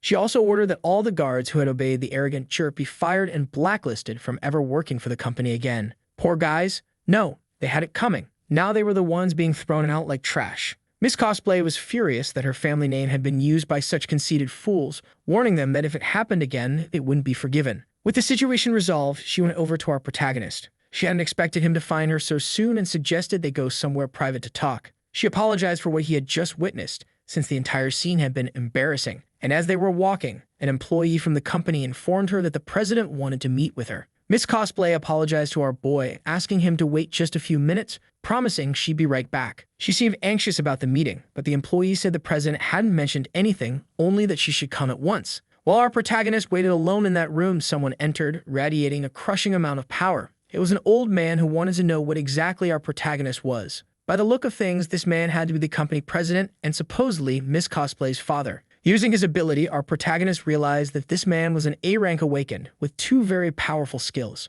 Trying to stay calm and reasonable, our boy said there must be some misunderstanding, that he was just a minor. But he quickly noticed he was under a mental attack. The old man saw that his intimidation wasn't creating any fear in the boy's heart, and that intrigued him. Unleashing his overwhelming power, he seemed unwilling to believe the minor's explanation, throwing bolts of lightning at the boy. But to his surprise, our protagonist blocked the attack flawlessly. That was enough to make the president think the boy must be at least B-rank, which was hard to believe for someone who claimed to be just a minor. What really worried him, though, was the thought that the boy might be using a fake identity to get close to Miss Cosplay. He pressed him to confess the truth before things got more complicated. But the whole interrogation was cut short when Miss Cosplay appeared. Realizing her father had tricked her, understood that. It seemed like the man was just worried about his daughter being tricked by idiots. That very obvious piece of information somehow surprised the girl, and now she believed that our protagonist genuinely understood her father on a deep level. Outside the room, the company president was glaring through the glass with murderous intent. His precious daughter was getting closer to someone he didn't know, and he hated that. Miss Cosplay, annoyed, told her father to leave because he was only getting in the way. Finally, she and our protagonist were able to sit down and talk. She handed him 5 million, apparently the amount she got for the sword he had given her. Then our protagonist showed her the portal fragment and asked if she knew where he could find more of them. She explained that these fragments used to be more common, but lately someone had been buying them in large quantities, making them very rare. She suggested that he try an auction house as one might show up there eventually. The shadow entity didn't like hearing that someone was collecting those artifacts. That could mean one of its deadliest enemies was involved. Meanwhile, the same masked man who had stepped in during the fight with the arrogant cousin was now investigating our protagonist's records. They were analyzing his data carefully. After all, he had gone from E rank to C rank in just a few days. As they read through his file, the important man received a call. On the other end of the line was someone very interested in the sword Miss Cosplay had brought back last time. But the old man had no idea how she had gotten that weapon. The man on the phone made it clear that if there were more of those artifacts, he would buy every last one of them. That made the old man stop and think. He asked why the buyer was so excited and if the sword had some kind of hidden ability. The buyer couldn't say much, only that the material the sword was made from could completely change that nation's military power. Now the old man was more thoughtful than ever. Our protagonist's background was mysterious, and on top of that, he had given his daughter extremely valuable weapons. Walking through the auction house building, our protagonist noticed there were many items stored there. He thought he might even find more fragments. But to his surprise, he ran into that same despicable couple he had met at the black market. The arrogant man recognized him immediately and wondered why the blood leopard hadn't taken care of him yet. Trying to provoke him, he asked what a mere miner was doing in a place like this. Our protagonist said his memory must be terrible, and with a bit of his power leaking out, he asked if the man had already forgotten what it felt like to be slapped around by him. That was enough to scare him, and he begged our boy not to come any closer. But in his panic, he bumped into someone else, the leader of the loan sharks. This man told the arrogant fool that his behavior was an insult to their entire gang. Then, approaching our protagonist, the leader said that humiliating one of his subordinates was the same as humiliating his entire organization, and he tried to crush our boy with his power, forcing him down to his knees. But our boy's feet stayed planted, cracking the floor under all that pressure. He told the loan shark boss that if he wanted him to kneel, he must be dreaming. The two of them just stood there locked in that pointless contest of strength, while the arrogant fool on the side was sure our protagonist would eventually crumble under the boss's power. That's when Miss Cosplay appeared to break things up, and the loan shark boss immediately stopped bothering our boy. After all, if he wanted trouble, he could easily get it by crossing her family, and that was a line he wouldn't dare cross. Right away, the boss ignored what he was doing and apologized to Miss Cosplay, since they were all just there to buy things at the auction. Miss Cosplay then walked over to our protagonist and asked if he was okay, and he told her he was fine. He handled that pressure without any lasting effects. Once they were away from the crowd, the loan shark boss demanded to know the story between our boy and that arrogant idiot. The fool confessed that he lost a very valuable sword in a fight with our protagonist and had asked the blood leopard to deal with him. That revelation made the loan shark boss furious. The idiot was a true liability. And while they were having their little moment of reflection, Mustache, the man responsible for the company that killed our protagonist's parents, showed up as well. Through the conversation, the loan shark boss realized our protagonist had been involved in the blood leopard's last mission. Now he was wondering how this boy was even still alive. There was a small chance that the blood leopard had actually been killed by him, but to the arrogant idiot, that was impossible, since the miner was supposedly just E rank. Even from a distance, our protagonist had to focus all his rage just to stop himself from unleashing that dark killing intent. Looking at Mustache face-to-face made it nearly impossible to keep calm. On the other side, the company president was shocked at how much the boy had grown in the last 5 years. Now he wanted to know how the kid had managed to get close to Miss Cosplay, someone connected to such a powerful corporate family. Walking alongside her, our boy asked what she was doing at the auction house, and she explained that her father wanted to meet him. Worried, he asked if they were going to fight again. He didn't want that, but Miss Cosplay assured him her father would never try anything like that while she was present. Their talk was cut short when Mustache showed up, clearly not expecting to see our protagonist there. Trying to end the conversation quickly, our boy said he was just a humble miner working to pay off his debts, with no interest in mingling with society's elites. Mustache replied that what happened to the boy's parents had been a decision made by the company board. He even claimed he wanted to help but had been outvoted. To our protagonist, Mustache was just washing his hands of all responsibility. He knew exactly what happened that day. The old miner, his friend who had already passed away, had left a message for them, and our boy quoted a Chinese saying, basically meaning, "Things are about to get really ugly." After hearing that, the Black Panther said our boy needed to be taught a lesson, but Mustache stopped him, since they were in neutral territory. Even so, they all agreed. The boy knew too much. Someone would have to be sent to eliminate him. That comment put a big smile on Black Panther's face, and finally Miss Cosplay took our protagonist to meet her father, just as the auction was about to begin. Then Miss Cosplay's father said he wanted a quick word with our boy. Curious, our protagonist asked what exactly this old man wanted to talk about. Getting straight to the point, the old man asked if he still had more of those weapons he'd asked his daughter to sell. Our protagonist realized he must be very interested. Since he still has a good number of them, he decided he would hand them over little by little. That way the price stays sky high. He told the old man that he still had 2 in storage. Then came the crazy offer. Miss Cosplay's father wanted to pay $45 million for them. Our protagonist definitely thought that was an interesting offer, but made it clear that he's just a minor and that something like this is basically life-changing. Knowing the true value of what he has, he said he wanted $25 million for each sword. After hearing that counteroffer, the old man was completely speechless. He was already starting to think our boy was getting a bit too bold with this aggressive bargaining. But before things could get out of hand, Miss Cosplay reeled her father in again, and he reluctantly agreed to our protagonist's terms. After coughing up that massive amount of money, Miss Cosplay told our boy that the item he wanted should be up for auction any moment now. The little artifact had already hit 6.5 million and was still climbing, reaching 15 million within seconds. Our protagonist realized that the fragments he's been looking for really are in this auction house, and now he's got 70 million to spend. To everyone's shock, he immediately placed a bid of 30 million, making it clear he wasn't backing down. Nearby, Mustache and Black Panther couldn't figure out why he was doing this. To test him, Mustache placed a bid of 50 million, wanting to know just how much money our boy actually had. Willing to burn through everything he just earned, our protagonist raised it to 60 million. Right behind him, Miss Cosplay's father said that fragment wasn't worth anywhere near that much, suggesting he stop throwing out ridiculous bids or he'd just waste all the money he had just gotten. Miss Cosplay agreed, realizing that Mustache was intentionally driving the price up. But our protagonist wasn't sure if Mustache actually wanted the item or was just messing with him, so he decided to dig in and resist. Standing next to Miss Cosplay, he asked who really had the deeper pockets, her family's company or Mustache's. Looks like our boy knows exactly how to stir things up. After hearing that, the old man proudly claimed that his company was much richer than Mustache's. Meanwhile, the bid for the fragment our protagonist wants had already reached 70 million. So he showed the old man a few more swords. The man said he'd buy them for the same price as before, but warned our boy that even with that, it might still not be enough to compete against Mustache's company. Our protagonist told him not to worry. At that moment, the old man started suspecting that our protagonist might have way more swords than he'd admitted. This annoyed Miss Cosplay, who told her father not to question our protagonist's word. Once again, her father agreed to buy another 70 million worth of swords. It finally clicked for Miss Cosplay.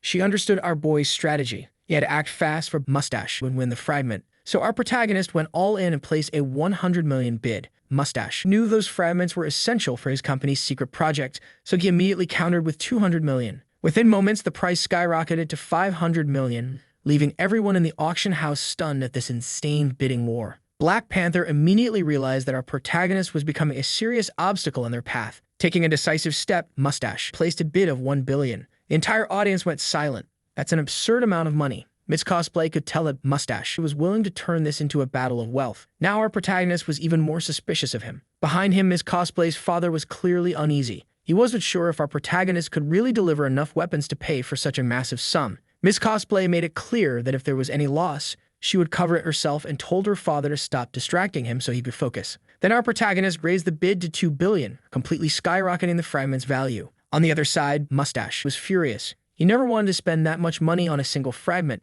Even Black Panther was shocked, unsure how our protagonist could even have that kind of capital. Mustache believed there was only one possible source for that money, Miss Cosplay's family company, which only made him angrier. Since no one else placed a higher bid, the auctioneer's gavel came down and our protagonist won the fragment at a heavily inflated price. For him, it was a victory nonetheless. Miss Cosplay, who loves watching arrogant people get humiliated, celebrated his win with genuine excitement. Right after, her father reminded everyone of the most important detail. Someone actually had to pay the 2 billion. At that rate, our protagonist would have to deliver 70 swords to settle the debt, and the old man was starting to question whether our protagonist could really produce them. But our protagonist calmly explained that rare items are incredibly valuable, and a deal of this scale can't be calculated the same way. Then he snapped his fingers and revealed 100 swords at once, asking if the debt was considered settled now. That stunned everyone. Miss Cosplay's father was deeply impressed and even started thinking about recruiting him into his organization. Afterward, Miss Cosplay got closer to our boy and asked him to let her know if anything interesting happened in the future.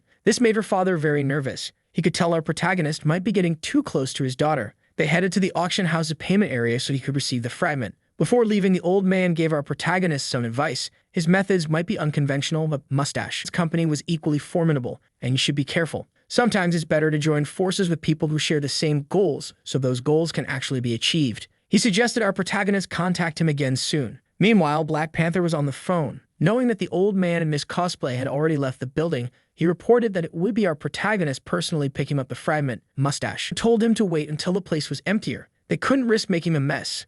Black Panther promised that this time he would bring skilled fighters and nothing would go wrong. Walking through the city streets, our protagonist realized the old man had gathered a lot of information about him. Forming an alliance could be useful, as long as he didn't end up under the old man's thumb. The shadow entity reminded him that if he gathered enough fragments, he would eventually reach S rank. But it seemed our protagonist wasn't entirely convinced. Still, he told the entity he was doing everything he could to get stronger. Since the entity could read his thoughts, it knew he still doubted that narrative and thought S rank was far out of reach. While they were talking, something caught his attention.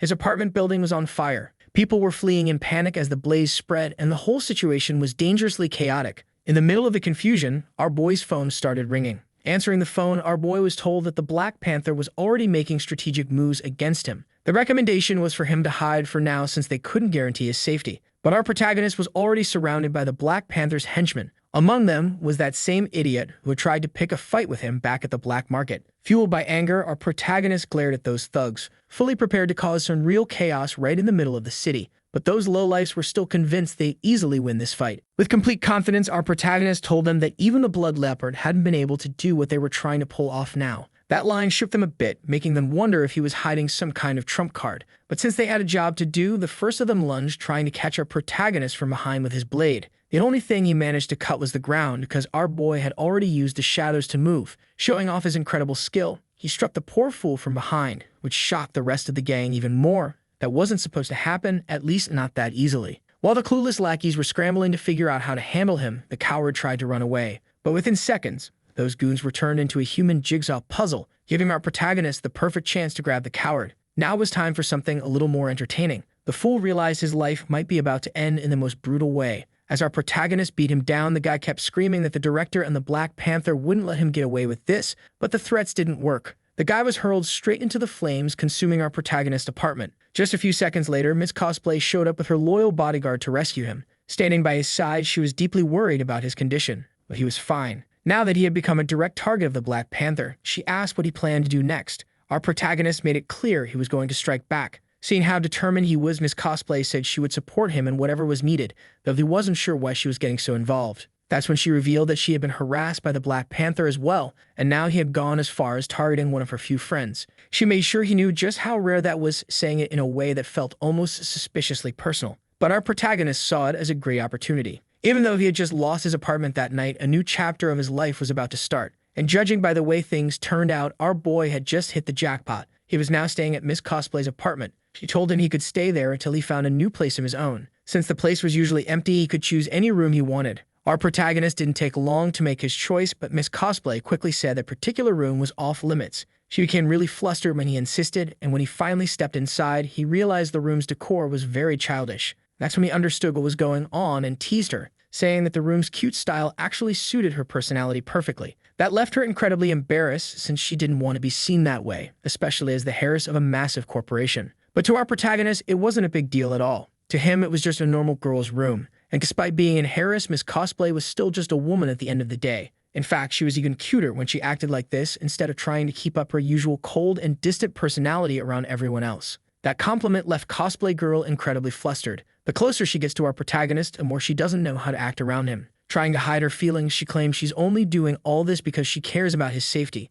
And then her stomach growled, because she's hungry, obviously. Knowing that, our protagonist instantly made several types of food appear in his hands. These are emergency supplies he keeps stored in his internal inventory. Cosplay Girl was very impressed and wanted to know how he did that, since she had been curious about this ability ever since he used it back in the auction house. To avoid giving a long explanation, our protagonist simply said that he knows a bit of magic. Cosplay Girl then asked him to teach her too. In the middle of their conversation, our protagonist suddenly felt a sinister presence. He told the girl to go home immediately, but she wanted to know what was wrong. Outside, they were being watched by the company president, commonly known as Cosplay Girl's grumpy old dad, and our protagonist realized that if she didn't leave soon, her father would get furious. Yelling angrily, she started scolding her dad for spying on everything she was doing. The apartment our protagonist is staying in is actually very safe and located in a place where the Lone Shark gang won't bother him. By now, he's collected a few fragments from his most recent battles, and the auction is about to begin. He's curious to know what the relationship is between these fragments and the appearance of portals. A shadowy entity decided to explain, telling him that the fragments he has gathered are just a small piece of what's required to create a portal, and that every portal appearing in this world is connected to these fragments. After successfully opening a portal inside that room, it was time to step through. Our protagonist was taken to a dimension that looked like a vast desert, and he was curious, wondering if he'd run into new bugs or terrifying beasts. The dark entity explained that these creatures are merely prisoners of these dimensions and that the entire place is actually a prison. Our protagonist wanted to know more about the meaning behind all this, but the shadow entity said it could only reveal more information once he passed all the trials. Standing before him was a massive tower, the Tower of Heaven, the masterpiece of this dark entity and the place where our protagonist would be tested. In his thoughts, he found the place ridiculous. The decoration was terrible and didn't make sense to him at all. Since the entity can read his thoughts, it became deeply offended, but it had to endure this humiliation in order to strengthen its own soul. Once inside the tower, our protagonist asked what exactly he was supposed to do there. The entity told him there are 6 floors. For our protagonist, just clearing the first one would already feel like a huge accomplishment. He was told that the creature guarding the first floor is the Shadow Dragon, which sounds terrifying. But when he saw the creature's shadow, he didn't feel any kind of pressure coming from it. Looking closely, he saw the dragon standing right in front of him. It was so tiny and cute that it was hard to even think of it as a deadly enemy. Our protagonist couldn't believe he'd have to fight something that small, but the shadow entity warned him that he was very wrong. He tried to pet the dragon's head, but before he could touch it, he felt something strange. The creature's energy suddenly began to surge at an alarming rate, and that surge of power was so sudden and overwhelming that our protagonist was thrown back across the room. Only then did he realize that this dragon had more secrets than he ever imagined. This little creature was far more dangerous than it looked, and now it had grown to several times its original size. With this transformation, its speed and strength had skyrocketed. Our protagonist could barely believe this sudden increase in power. The shadow entity then stated, almost mockingly, that the dragon's physical constitution was superior to that of our boy. That comment really offended him, but there was no time to argue. He had to fight. Luckily, he managed to dodge the first attack and immediately prepared to launch his shadow daggers at the dragon's back. He threw them with precision, but the creature zipped down the corridor, its movements lightning fast. When the daggers struck, they simply bounced off its thick armor. Realizing that this wasn't going to be an easy fight, our protagonist wondered how this dragon could be so absurdly powerful. The shadow entity warned him that at his current power level, he wouldn't even scratch this creature. That pushed our protagonist to consider more drastic measures. The battle kept escalating, and it almost felt like the dragon had been injected with some kind of suspicious steroid. Its body looked bulkier, more muscular than before. No matter what he tried, none of his attacks were effective. On the other hand, the shadow entity noticed something important. Its dragon was hungry, very hungry, and it let our protagonist know he himself was basically a snack. That little detail only seemed to excite the dragon even more, making it charge at him with a clear intention of eating him alive. Our protagonist barely dodged the attack, his mind racing as he realized the fight's dynamic had shifted. When he glanced back, he saw the dragon practically drooling, which made the situation way creepier. As he ran from this now enormous creature, he even wondered if it had its shots up to date. The shadow entity explained that having been without energy for so long, the dragon was desperate to replenish its nutrients. With that knowledge, our protagonist realized this wasn't even a proper duel anymore. It was a survival test. He couldn't just fight recklessly. He needed to actually protect himself. So he came up with a plan. Instead of focusing on killing it, he started hurling chunks of food at the dragon. This was his secret technique. The creature's eyes lit up at the sight of those chunks of chicken, and using all its speed and agility, it began snatching them up. That was exactly what our protagonist wanted. While the dragon was distracted and happily munching away, he unleashed his shadow whips, binding the beast completely. Just like that, he cleared the first floor's trial. The shadow entity, however, seemed disappointed with the outcome. Its prized dragon turned out to be a total glutton. With the first challenge completed, our protagonist wanted to know what the purpose of all this was. The shadow entity explained that every portal fragment he had collected was linked to a prison that had been built long ago, and gathering all the crystals was the key to unlocking their true purpose. Hearing that there might be even better rewards waiting ahead, our protagonist grew excited about facing the next floors. The shadow entity, though, had clearly picked up on the fact that he used a clever trick rather than brute force to win. Almost eager now, it urged him to head to the second floor immediately, hinting that the guards there would be very different. Sensing something in its tone, our protagonist instantly realized the entity was plotting something. Now they're being transported to the second floor, and our boy braces himself for the worst. The entity told him to take a look first, so he wouldn't act rashly. Once they arrived, the entity said there was no real danger there. Trusting those words, our boy went ahead and opened the door in front of him, and as soon as he stepped inside the next hall, he was shocked. He found himself face to face with several terrifying creatures, each one alone a serious threat. What he didn't expect was that all of these monstrosities were the servants of the shadow entity. All of those monsters started heading toward him, hungry to taste his flesh. The giant winged serpent nearly struck a fatal blow, but he barely dodged and is now very worried. After stepping into that hall, the exit wasn't sealed, so at least he had a way out. The serpent shouted at the others to kill the intruder, and every single one of them charged at him with full force. Thanks to his shadow reinforcement, he managed to buy himself a little time. With every ounce of determination, he sprinted toward the exit, dodging all those creatures. And let's be honest, the illustrator here was really lazy. Every monster that showed up had already appeared earlier in the story, except for the winged serpent. Using his insane agility, our boy made a break for it, barely managing to escape and slam the door shut behind him. Breathing heavily, he accused the shadow entity of lying about those creatures being its servants. But the truth was, the entity never actually lied. The problem was simply that our boy is still too weak. The entity also needs entertainment now and then, and it admitted it loved watching him run away like a scared kid. While they were talking, the presence of a category, a life form, was detected nearby. Outside, it was Miss Cosplay's father,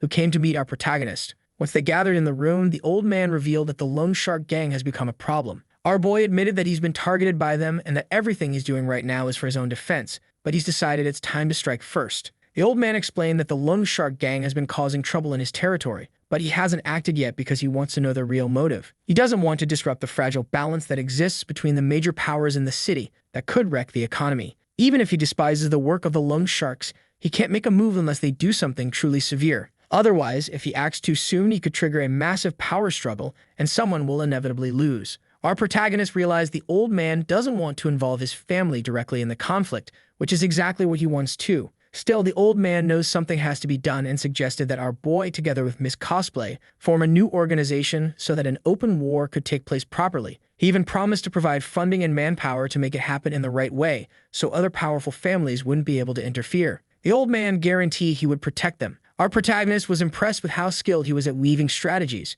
but the old man made it very clear that if it weren't for his daughter's insistence, he wouldn't be doing any of this. And now he wants to know what kind of spell our protagonist has cast on his precious daughter. Our boy hates having to sit through the old man's overly dramatic monologues. Feeling like her father was about to start unloading even more of his feelings, Miss Cosplay kicked him out of the room. Now that he was outside, she wanted to know what our protagonist planned to do next. Since he's still unawakened, his intention is to accept new missions so he can keep getting stronger. Now that she knows what he wants to do, his cosplay promised that she would help him. What our protagonist really wants is to gather an even larger number of fragments so he can bring terror and destruction down on the Lone Shark gang. The people standing before him are hand-picked individuals chosen to be part of the organization they're going to create, and all of these men seem more than willing to serve their new boss. Since our protagonist took too long to pick a name, Miss Cosplay chose one for him, the Shadow Faction. Our protagonist actually really liked the name and began inspecting his new subordinates. They all seem to be Category C awakened, which is a clear sign that his new force is actually impressive. But then he wanted to know why they were all wearing masks. Miss Cosplay explained that it was to protect their identities from external threats, but we all know it's just because the artist is lazy. He even tried to put a line in Miss Cosplay's mouth saying they look cooler that way, but I strongly disagree. And look at that, even the protagonist agreed with me. He said the artist is lazy too. Anyway, back to the story. Miss Cosplay wanted to know what the next move was, and our protagonist said they're going to steal jobs, as in, they're going to take every commission the Lone Shark gang has in this city. Miss Cosplay thought that might be a bit too intense, but our protagonist clarified that they'd only be taking the really valuable jobs. He already has a plan for the rest. Meanwhile, somewhere else, someone is being punished for their own incompetence. It's one of the underlings of the Lone Shark boss. Apparently, the Shadow Faction has already become a serious competitor, and now this man needs to vent his frustration. His subordinate explained that the Shadow Faction is extremely efficient. They send at least 6 Category C awakened on every mission, which makes it nearly impossible to compete. The Lone Shark boss realized that this competition was unfair, since the new faction is pouring money into the business to grab a massive share of the market.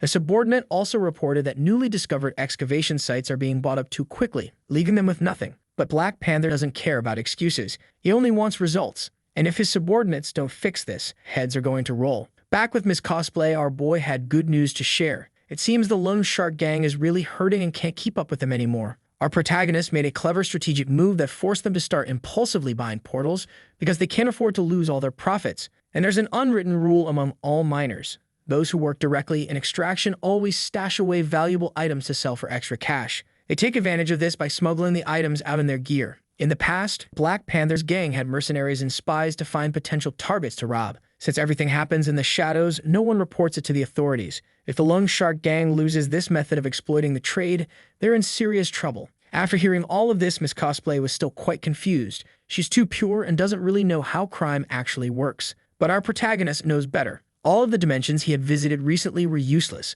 so he opened a portal right in front of her. He had already marked all the interesting portals for future exploration, and now he can move between them whenever he wants. All he needs to do is keep an eye on the ones that were bought by the Lone Shark gangs. Finally, the girl realized that our protagonist's plan is brilliant. He made it very clear that he has no interest in sharing his ability with too many people, so she has to carefully choose trustworthy individuals who can be at his disposal. Feeling excited, Miss Cosplay said she wanted to go along with our boy because she loves this kind of justice. After all, she's a spoiled rich girl, and social justice is pretty much what drives girls from her social circle. Our protagonist, a former poor guy, gave her a mocking little smile. Still, he's going to take advantage of her determination so that together they can destroy their enemies. Unfortunately, this is where we reach the last published chapter of this story, at least up to the writing of the script. A small truck is driving inside the mine. Inside are corrupt workers, anxious to smuggle the items they collected, but their path is suddenly blocked by a rock appearing out of nowhere. The poor driver didn't even notice what was happening, and when he finally realized the road was blocked, he panicked. Clearly, he's never heard of defensive driving. Immediately, the entire path became sealed off, with chunks of rock threatening to crush the truck. The workers are panicking because they know their lives are worth more than the cargo. Because of this sudden intervention, the truck slammed into a wall. The men jumped out, worried about the valuable cargo they were hauling. Right then, a mercenary with a terrible haircut appeared, telling them the cargo was still intact. But soon, these poor background characters are going to meet their doom because this mercenary is about to attack. The helpless workers start running, knowing they can't do a thing against an awakened fighter of this level. But this violent man is eager to unleash cruelty on them. Our protagonist, who had been watching everything, decided he was going to toy with this guy a little. Using Shadow Step, he suddenly appeared behind him. The mercenary, now completely enraged, had no idea where this person came from and swore he'd make him pay for interrupting his fun. Our protagonist charged at the thief because he can't stand people who steal from others. The mercenary quickly realized his opponent was extremely fast and would have to defend himself or risk losing his teeth. But our protagonist is absurdly fast, basically the Usain Bolt of beatdowns. After grabbing the villain's face, he smashed it straight into a massive rock wall. Having shown his physical superiority, he asked who he was. Trying to intimidate him, the man claimed he was connected to powerful people. That's when our protagonist revealed he had already captured the mercenary's allies who were in Category D. Seeing this, the mercenary became completely enraged. Miss Cosplay, already running out of patience, asked if they were just going to kill all these men now. But our protagonist said that killing ends things too quickly. He prefers to have a little fun first. He had a much better idea.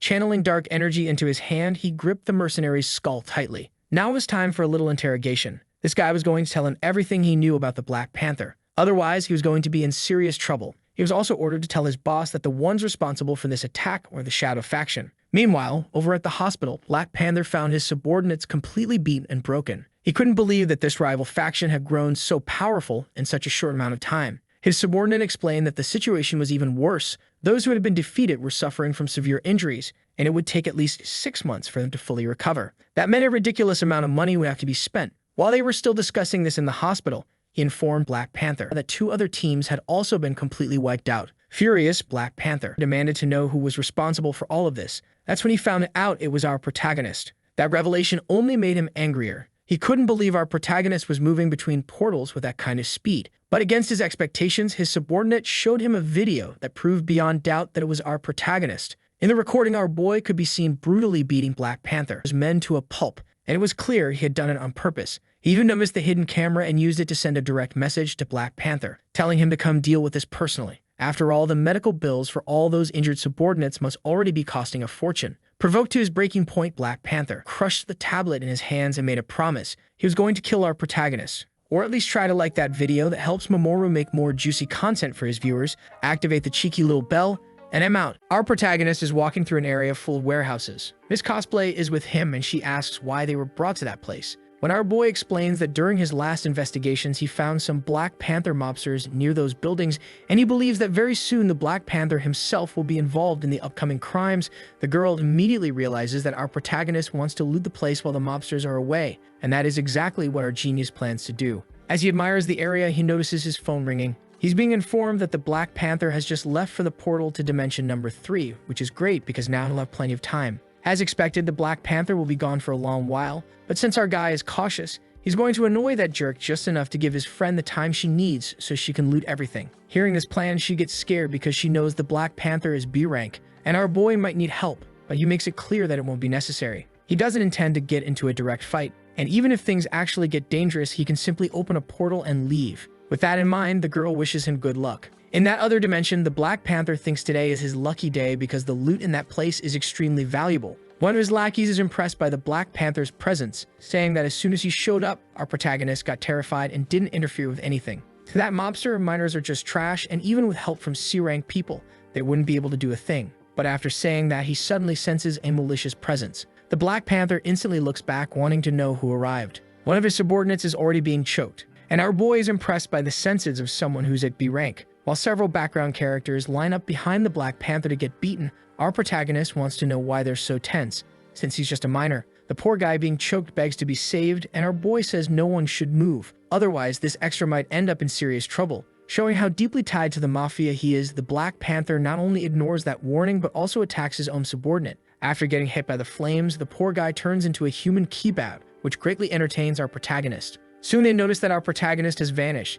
He used his shadow movement to appear behind all of them, impressed by the mobster's lack of mercy. That only makes the man even more furious. And now he's throwing fireballs at our boy. But he quickly realizes that this strategy is foolish, because he's only hitting his own subordinates, who are now not only going bald but also ending up with third-degree burns. Our protagonist says that being a servant of that mobster is truly dangerous, but the Black Panther has already accepted losing a few men just to defeat our protagonist. Concentrating his power more and more, he wants to see whether our boy can dodge his flame tornado. And just like the name suggests, a giant tornado of fire appears, sending all the extras into complete despair. The idiots are running away with their bodies glowing red, and only our Jagged protagonist remains standing. But the moment he manages to use his shadow movement, he escapes as well. This only makes the Black Panther even angrier, because in his mind, our boy only manages to escape by hiding. But the truth is he doesn't want to underestimate his enemy, which is why planning is absolutely necessary. And now he wants to see what kind of expression that jerk will have when he returns to Earth. Inside the warehouse, shouting is breaking out.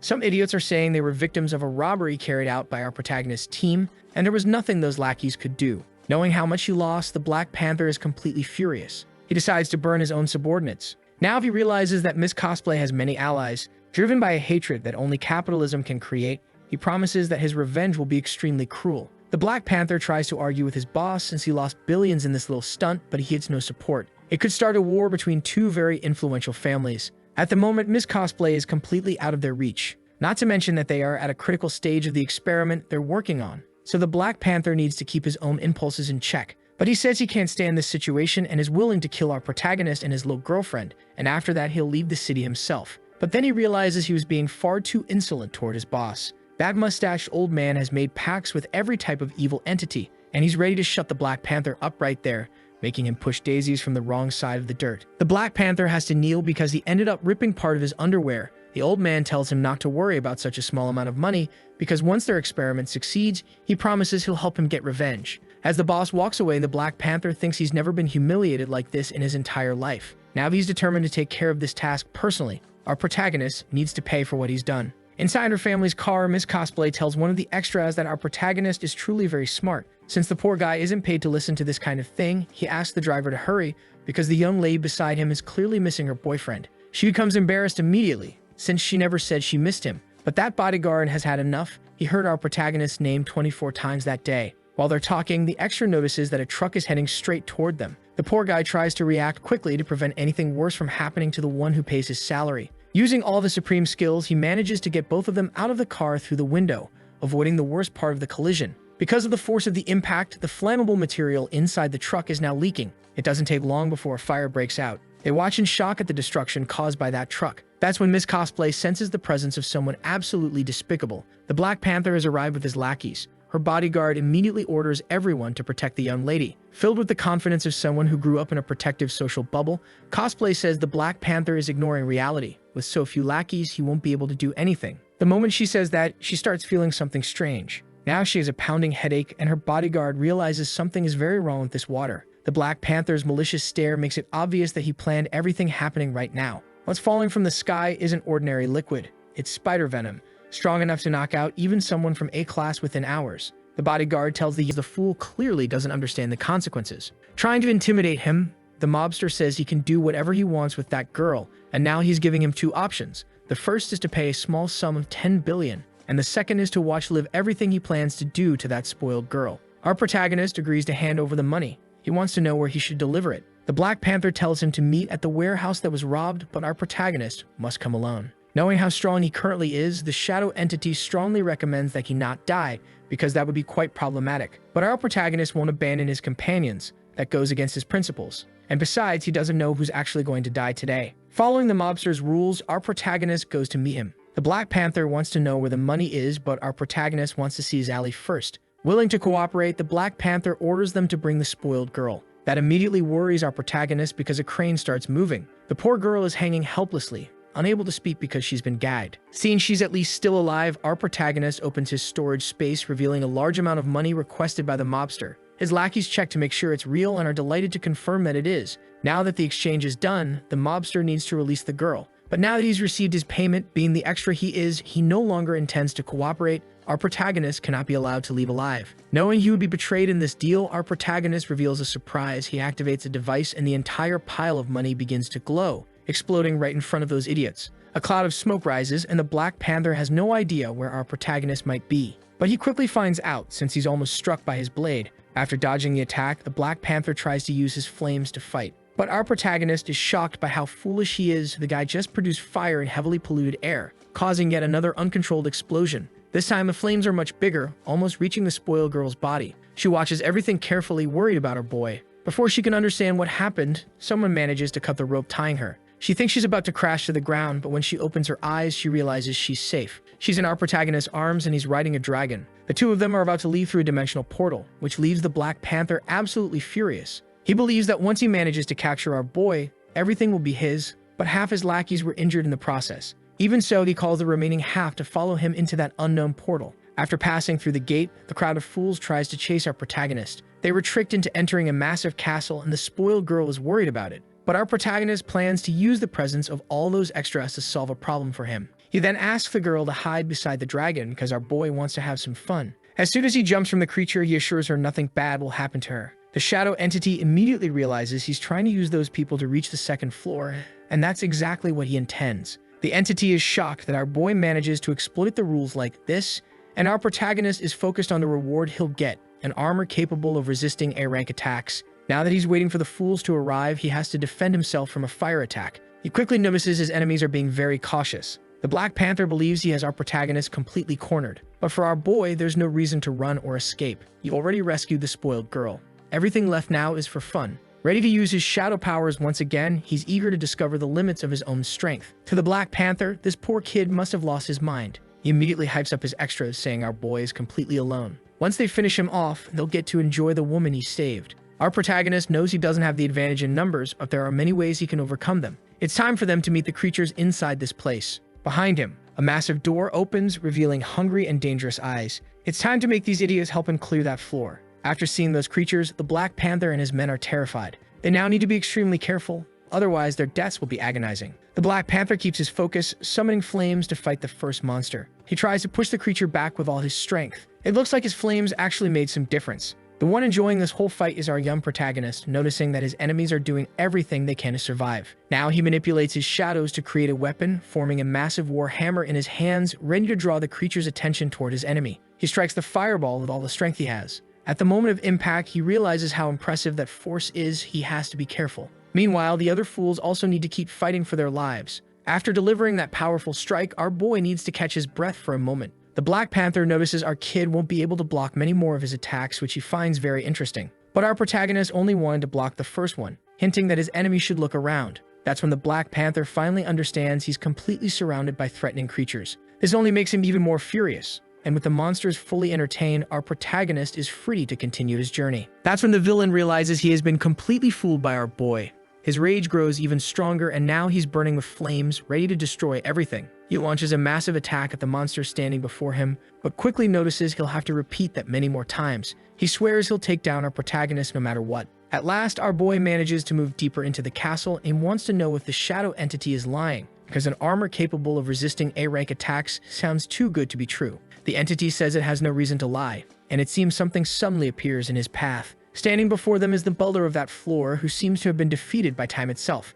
The entity would like our protagonist to give him a proper funeral once everything is over, expressing how grateful it is after the boy agrees. While observing that figure, the entity stays silent for a few seconds. Then it asks him to continue forward because the armor is just ahead. Again, our protagonist spots something. The armor they've been seeking is floating in the air, the shadow armor the entity spoke of. He's stunned by its appearance, while the entity can't help thinking that if our boy's shadow reinforcement were already at level 3, everything would be different. Even so, it's eager to see what our protagonist will be able to do with this equipment. Only then does our boy realize the entity is way too quiet. It tells him to hurry and claim his reward, but he wants to know why the entity is getting more emotional by the second. Even so, he moves toward the armor. But before he can touch it, the armor grabs him by the neck. It says it has been a long time and thought its master would never return. Now, our protagonist is terrified because he has no idea what's going on. The butler of that place is manifested inside the armor, and he knows his master is extremely powerful, and now he's forced to parasitize a ridiculous human. Worried about what may happen to its vassal, the shadow entity orders the armor to stop immediately,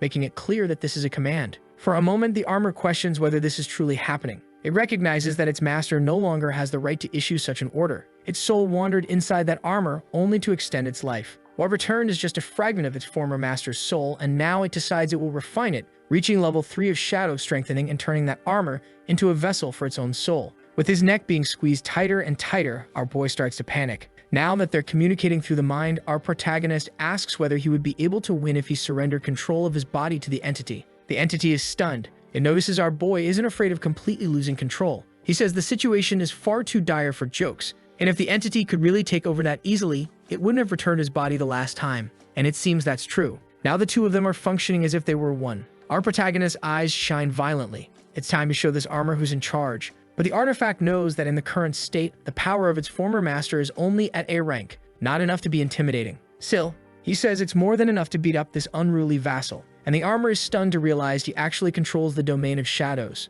Next, they also use the domain of shadows against the armor, but the armor believes it's just a bluff, since it was never taught to fully use that technique. That's when the entity admits it sometimes needs to hold itself back. Even so, the armor thinks it can win and charges forward, convinced that the body it's using now is more than enough to secure a victory. Our protagonist waits patiently for the sword to approach, dodging at the last second and managing to get behind his opponent. This terrifies the armor because it has no idea what technique he just used. Without wasting time, our protagonist starts attacking as well. That's when the armor realizes they won't be able to maintain this transformation for long. Our boy's body is under enormous pressure, but he assures the entity he can keep going for a few more minutes. The armor also realizes those attacks aren't enough to break through its defense. Because of that, the entity decides to use brute force in its purest form, striking the enemy with its own hands. This overwhelming power finally makes the armor hesitant. The blow completely shatters the sword it was using, forcing it to block with its arms. After that, the entity notices it only needs to push a little harder to force the soul of its former subordinate out. But using that much power is already exhausting our protagonist. He insists he can endure just a bit longer, but the entity knows that if he goes beyond his limits, the boy's soul will be burned and consumed. Because of that brief hesitation, the soul bound to the armor manages to return to it. Regaining its power, the armor mocks its former master, saying he has become pathetic. These insults infuriate the entity even more, and now it has to defend against a brutal attack. The former vassal is ready to end the battle right now. As the fight grows more intense, the entity takes full control and even manifests its mask. It materializes before its former servant, who now believes he has the advantage. He uses his energy to trap our boy. The entity has to admit it never imagined having trouble with an old subordinate. Growing more confident, the former lackey believes he will fully return to life this time. My God, only now does it become clear. The dark entity and our protagonist have separated. It must be some kind of insane strategy because now our boy is completely alone. Given the situation, the dark entity gives him sincere advice. It tells him to run. But our protagonist decides to completely ignore the danger and charges at the armor. It doesn't feel even slightly threatened by him. While one worries about having his soul consumed to that armor, our protagonist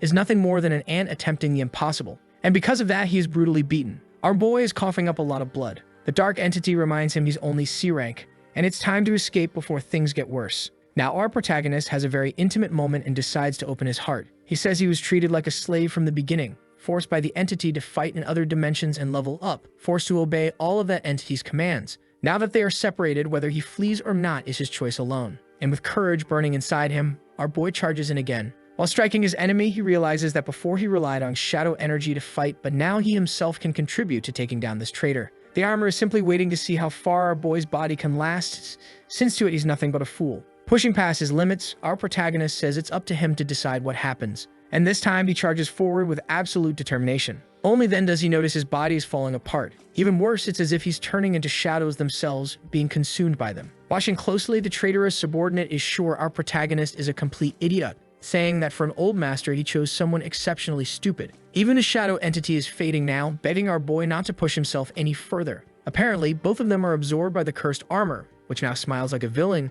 ready to return to life at last. All that remains of its former enemies is nothing more than a stain on the floor. However, that stain begins to grow, spreading across the entire place. That's when the villain realizes he messed with something extremely dangerous, something called the author's will to make the protagonist win. He knows that technique very well. It's the eternal night, born from the domain of shadows. That should be completely impossible, because the energy wasn't fully refined, and the poor soul doesn't even notice our protagonist appearing behind him. He's caught completely off guard when he hears our boy's warning. He already told him this would happen, and now he's going to be erased one way or another. The armor is pitiful now, terrified of the apparition standing before it. After it tries to slice our protagonist, it realizes its attacks are useless. Our protagonist has awakened some interesting abilities. Within the domain of shadows, he can alter his physical form, enhance all his shadow attributes, and the targets he defeats turn into energy. That's when the armor realizes our protagonist is already at the 3rd level. And now the AliExpress version of solo leveling finally understands where shadow energy comes from, absorbing souls. That's why the armor is absolutely horrified by his current power.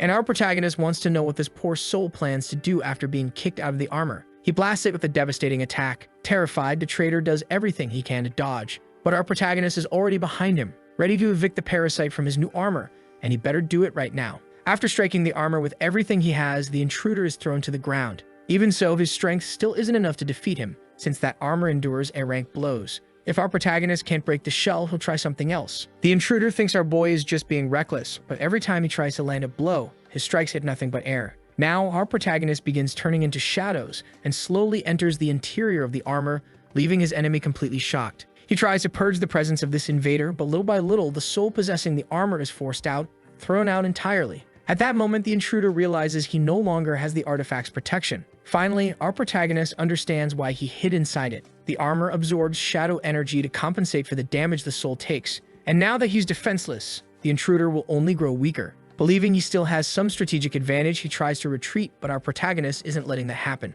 With his chains, he restrains his opponent completely. Since that dimension is tied to his soul, our protagonist could get hurt if he attacks him. But that threat has no effect at all. Our boy knows souls are raw material for shadow energy. And now that the traitor has completely lost the armor's protection, he's being consumed. The one doing this is the shadow entity. At last, this enemy becomes nourishment for our boy's growth. In his final moments, the shadow entity says its former servant underestimated our protagonist's hunger for power. Knowing his end is near, the former servant says the next one to be absorbed by this greedy kid will be the shadow entity itself, since no living being can withstand the test of desire. Now that our protagonist's power has increased, it seems he's being tested. He starts screaming like a Dragon Ball character. That's when the shadow entity notices something. Our protagonist has finally reached B rank, and he's far stronger than before. He immediately uses his power to interfere with the sky above them. His energy rises toward the shadow entity, and our protagonist declares that now it's his turn. The shadow entity becomes terrified, while our protagonist smiles with total confidence. He manages to fully restrain his old mentor. By manipulating the armor, he also understands how that soul managed to stay alive. Our protagonist puts the armor on the shadow entity so that it becomes his new body.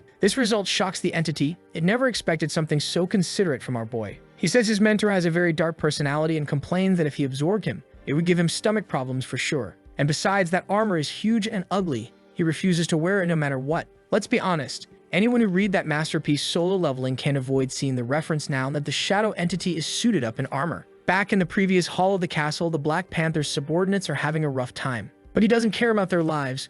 All he wants is revenge. He even burns one of his own lackeys just to defeat the creature in front of him. Surrounded by weaklings, he refuses to waste time saving that kind of trash. That's when the Black Panther notices someone approaching. It's our protagonist accompanied by the shadow entity, and he's surprised the Black Panther survived this long. The moment he sees our protagonist, the fool becomes furious. Without thinking twice, he charges in. But the shadow entity is far stronger than before. With nothing but a movement of his eyes, he repels that useless man's body. That's when the Black Panther realizes he's standing before an A-rank being. Fighting our protagonist alone was already bad enough. Now that he has help, the situation is hopeless. Our protagonist asks the entity if joining the fight would make things too humiliating, not to mention the Black Panther would make an excellent sparring session. The criminal can't believe what he just heard and becomes even angrier. He thinks he only needs one good chance to beat our protagonist. But without hesitation, our boy is already using the domain of shadows. Unfortunately for this poor soul, he doesn't realize our boy isn't D-rank anymore. He's heading straight toward his own destruction. Our protagonist storms toward him filled with fury, then punches the idiot right in the stomach with full force.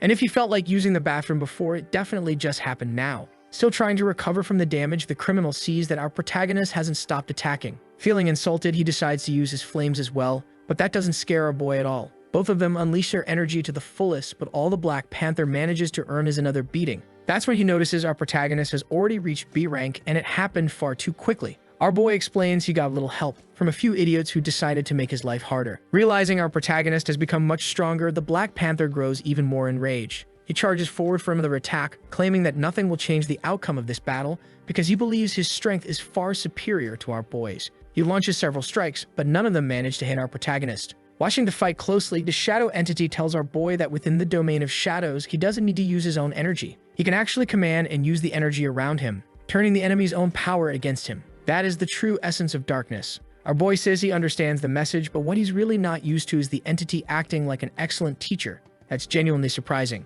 The Black Panther overhears this and says our boy isn't a genius who can learn things in real time, but our protagonist is already giving orders to the energy around him, making it obey his commands. Before he can be hit by the Black Panther's flames, he forms a large protective barrier of shadow energy. This leaves his opponent completely speechless. Feeling the true power flowing through him, our protagonist has to admit the sensation is addictive. He then sends a massive blast of energy toward his enemy. The Black Panther dodges, but he's certain that if he hadn't, that would have been the last moment of his life. He rushes forward desperately, trying to close the distance, convinced that because he reacted faster than the blast, he now has a chance to counterattack. But our protagonist was already expecting a reckless approach like that and is prepared to deliver some pain. The previous attack was just bait to lure him straight into suffering. Once again, our protagonist sends the Black Panther flying. While the fool struggles to get up, he tries to understand how this is happening. The kid uses ability after ability, his energy doesn't drain. On the contrary, he's clearly getting stronger. Now our protagonist walks calmly toward his prey, saying that if this is all he has, he's disappointed. It's time to end this match. Completely furious and with nothing left to lose, the Black Panther vows that even if he dies, he'll take our boy with him. But our protagonist is fully protected by the plot armor. As they exchange blows, there's no sign of exhaustion from our boy. He finally lands several precise strikes with his shadow blade, phasing straight through his opponent's body and taking a few limbs with him. To be more specific, both of the Black Panther's arms. It takes a moment for the villain's nervous system to understand what just happened, and maybe he'll never be able to wipe his own butt again. The Black Panther collapses to his knees, trying to understand what his life will be from now on. Then he feels a dark, malicious energy approaching the back of his neck. He can't even lift his hands to say he's surrendered, and now he says that if our boy has enough courage, he'll do what needs to be done. But our protagonist believes death is far too soft a punishment for people like him. At this moment, this paperweight is more valuable alive than dead. The shadow entity grows curious about that decision and wants to know why this man's life should be spared. Our boy says he wants more information about the mustached old man, but the Black Panther insists that not even death would make him reveal anything he knows. Still, our protagonist is certain that the spoiled girl's family has ways of making him confess something. Hearing that threat, the Black Panther begs to be released, otherwise he'll be hunted down by the mustache man's corporate group. But our boy, already out of patience, tells him to shut up using his shadows. He says being hunted is not a problem. In fact, he's going to hunt all of them. The shadow entity guarantees it can handle any A-rank hunter, considering that it's way overpaying our boy. But until they know exactly who was involved in what happened to his parents, they need to be very cautious. And when it comes to revenge, our boy knows it's much better to handle it personally. Back in the real world, inside a military base, several people gather waiting for the general to arrive. Inside an office, some men watch the troops moving and one asks if the mayor knows anything. The bald mayor says he knows nothing. Apparently he's ignored by folks with healthy hairlines. With them is a very well-connected old man, the spoiled girl's father. He's being informed about his daughter's rescue and everything the Black Panther did. He immediately becomes furious, telling the mayor that he has no idea what's motivating the military. He then moves toward another executive in the room, telling him he needs to learn how to control this dog, or he'll make sure he learns how to behave properly. The executive plays dumb, claiming he doesn't know what the old man is talking about. The father says he hopes that's true because otherwise he'll be added to his list of people who will suffer as well. Now the two of them are locked in an ego contest to see who's stronger, and judging by the mayor's grin, he's rooting for violence. Another man enters the room and seeing how excited they are, feels relieved. He tells them to use that strength in the right place because a major disaster is approaching. This is the military commander, and he gathered all these men for something far more serious. Since he isn't a scholar, he asks the boy with glasses beside him to explain. The scientist explains that the A-rank fighters achieved that power during the battle 10 years ago, and everyone knows how powerful monsters of that rank and above are. They don't know why the second opening appeared and vanished so quickly. But over the last 10 years, they've been monitoring all radiation fluctuations related to the event. 5 years ago, the same pattern reappeared and has been increasing in frequency over time. In the last 3 months, it matches perfectly with the event from 10 years ago. Hearing this, all the men are shocked and terrified. That's when the bald mayor asks the general a question. He wants to know if they're going to face the same event again. And that's exactly what the general confirms. There will be a second dimensional opening. Countless shadow creatures are eager to enter Earth and have a little fun. All of them now have to worry about this possible opening because once it happens, chaos will take over everything. The spoiled girl's father makes it very clear that he doesn't care about any of that as long as certain people stop acting behind his back. But the general stresses that the situation is extraordinary, and if any of those men decide to cause trouble, he'll personally take exceptional measures to deal with them. He also says the spoiled girl's father must go with him now because he'll be given a full explanation about the current situation. After getting into the car, they finally leave, leaving the bald man and his friend behind. The bald man notices the general isn't even pretending anymore with the way he's treating him. It's as if the spoiled girl's father practically belongs to the military. And he's certain the hostility aimed at his friend was caused by the Black Panther incident, so he suggests the man stay quiet for a while. But even in front of the bald man, this suited executive keeps acting like he knows nothing. Either way, the bald man recommends his friend take a look at the latest news. Far away, in a corporate building, someone is informing the mustached old man about the situation. On the other end of the phone, someone is furious with him. Until now, they had ignored his ties to the Black Panther, but a major crime has just taken place in the city, since that man tried to kidnap the daughter of that influential old man with hair. The story is the only thing showing on every news channel, and the suited man hopes the mustached old man isn't involved. Completely irritated, he says it was just a small problem, and that he would never act without contacting his associate. But the other person is still furious about the outcome, ordering the mustached man to earn that family's forgiveness and cut all ties with the Black Panther's gang, or else his associate won't protect him anymore. After ending the call, the mustached old man becomes furious with the consequences of that reckless stunt. The spoiled girl is now in the hospital, hoping her bodyguard recovers from his wounds. According to the doctor who treated him, everything will be fine. While they're there, an unexpected visitor appears, the mustached old man. Acting all fake and polite, he says he's relieved that everyone is safe. He never imagined the Black Panther would do something like that. Our protagonist wasn't expecting to see him there, and it's doubtful that this old man didn't know exactly what the Black Panther planned to do. Trying to justify himself, the mustached man says that criminal was only a business partner, and now he'll cut ties with all criminals and even help hunt down the remaining ones. Our protagonist wants to know what those words really mean. It sounds like he sacrificed a pawn to save the king. Offended, the mustached old man says our boy should know his own limits, because what he stole from the Black Panther is enough to live luxuriously for the rest of his life. But our boy gets straight to the point. Those material goods are only the beginning. What he truly wants is that old man's head. The mustached man immediately looks at the spoiled girl, wanting to know if that's her family's stance as well. But after almost dying and being kidnapped, she suggests that he draw his own conclusions. It doesn't take long for him to realize there's nothing left to discuss. He tells our protagonist that he belongs to a very powerful corporation, and without evidence, he'll never be touched by insects. Our boy tells him he better pray the Black Panther never shows up again, otherwise it'll become his worst nightmare. In a mysterious place, members of this gang are undergoing experiments, being injected with something called the blood of God. The poor guys are extremely worried because they have no idea what kind of drug that is, but the doctors administer it anyway. The first test subject seems to be going through a very dangerous transformation. His body suddenly becomes incredibly strong, snapping every restraint holding him down. Now these people are completely out of control. Speaking on the phone, the mustached old man wants to know what the news will report the next day. They might say it was an act of big revenge, or that the gang members lost control after using a forbidden drug. Either way, he thinks it will be very interesting. Riding with the general, the old man with hair wants to know why the general is so eager to meet our protagonist. The truth is that over the past month, our boy has made enormous progress and even sold valuable items, so the general is extremely curious about him. While looking out the car window, the general sees enemies. Some extras are already sent to the wonderful world of ideas, but several remain alive. One of these creatures is about to wipe out the soldiers, sending a huge attack toward them. One of the poor soldiers calls for drone support. High-tech drones appear on the battlefield, machines capable of producing extremely effective barriers, completely covering the area where the soldiers are positioned. Even so, that gangster's power turns out to be shockingly strong, causing massive destruction. The soldiers now have to resume their attack before they fall victim to another strike like that. They put their flame-spitting toys to work, turning that cursed extra into Swiss cheese. Showing how coordinated they are, they maintain formation and push forward toward the target. Our protagonist is amazed by that firepower, wondering if they were enhanced using the equipment he provided. Even the old man with hair wants to confirm if that's the case, and the general confirms it. If they get enough raw materials, things will improve even more. Our boy is impressed by the soldiers' strength, but there's something these men are overlooking. Before he can say what it is, someone breaks his window. Our protagonist realizes there's an extra who's very eager to have his life ended in a painful way. Looking at the destruction around the window, the general says that whoever did that didn't get past his men. That one was left specifically for him to deal with using his abilities. Our boy immediately understands they want to see what he can do in actual combat. Standing before him is yet another lackey completely out of control, wanting nothing but revenge. His expression is dark and hollow. It looks like he took enough fentanyl to tranquilize an elephant. Now he's entirely deranged, controlling huge boulders to try to end our protagonist's life. He hurls a sharp stone chunk capable of crushing any person. Our boy just laments the damage it's going to cause to the property since it doesn't even belong to him. His shadow blade touches the boulder, completely disintegrating it while he rushes toward the enemy. The general is shocked by this show of force.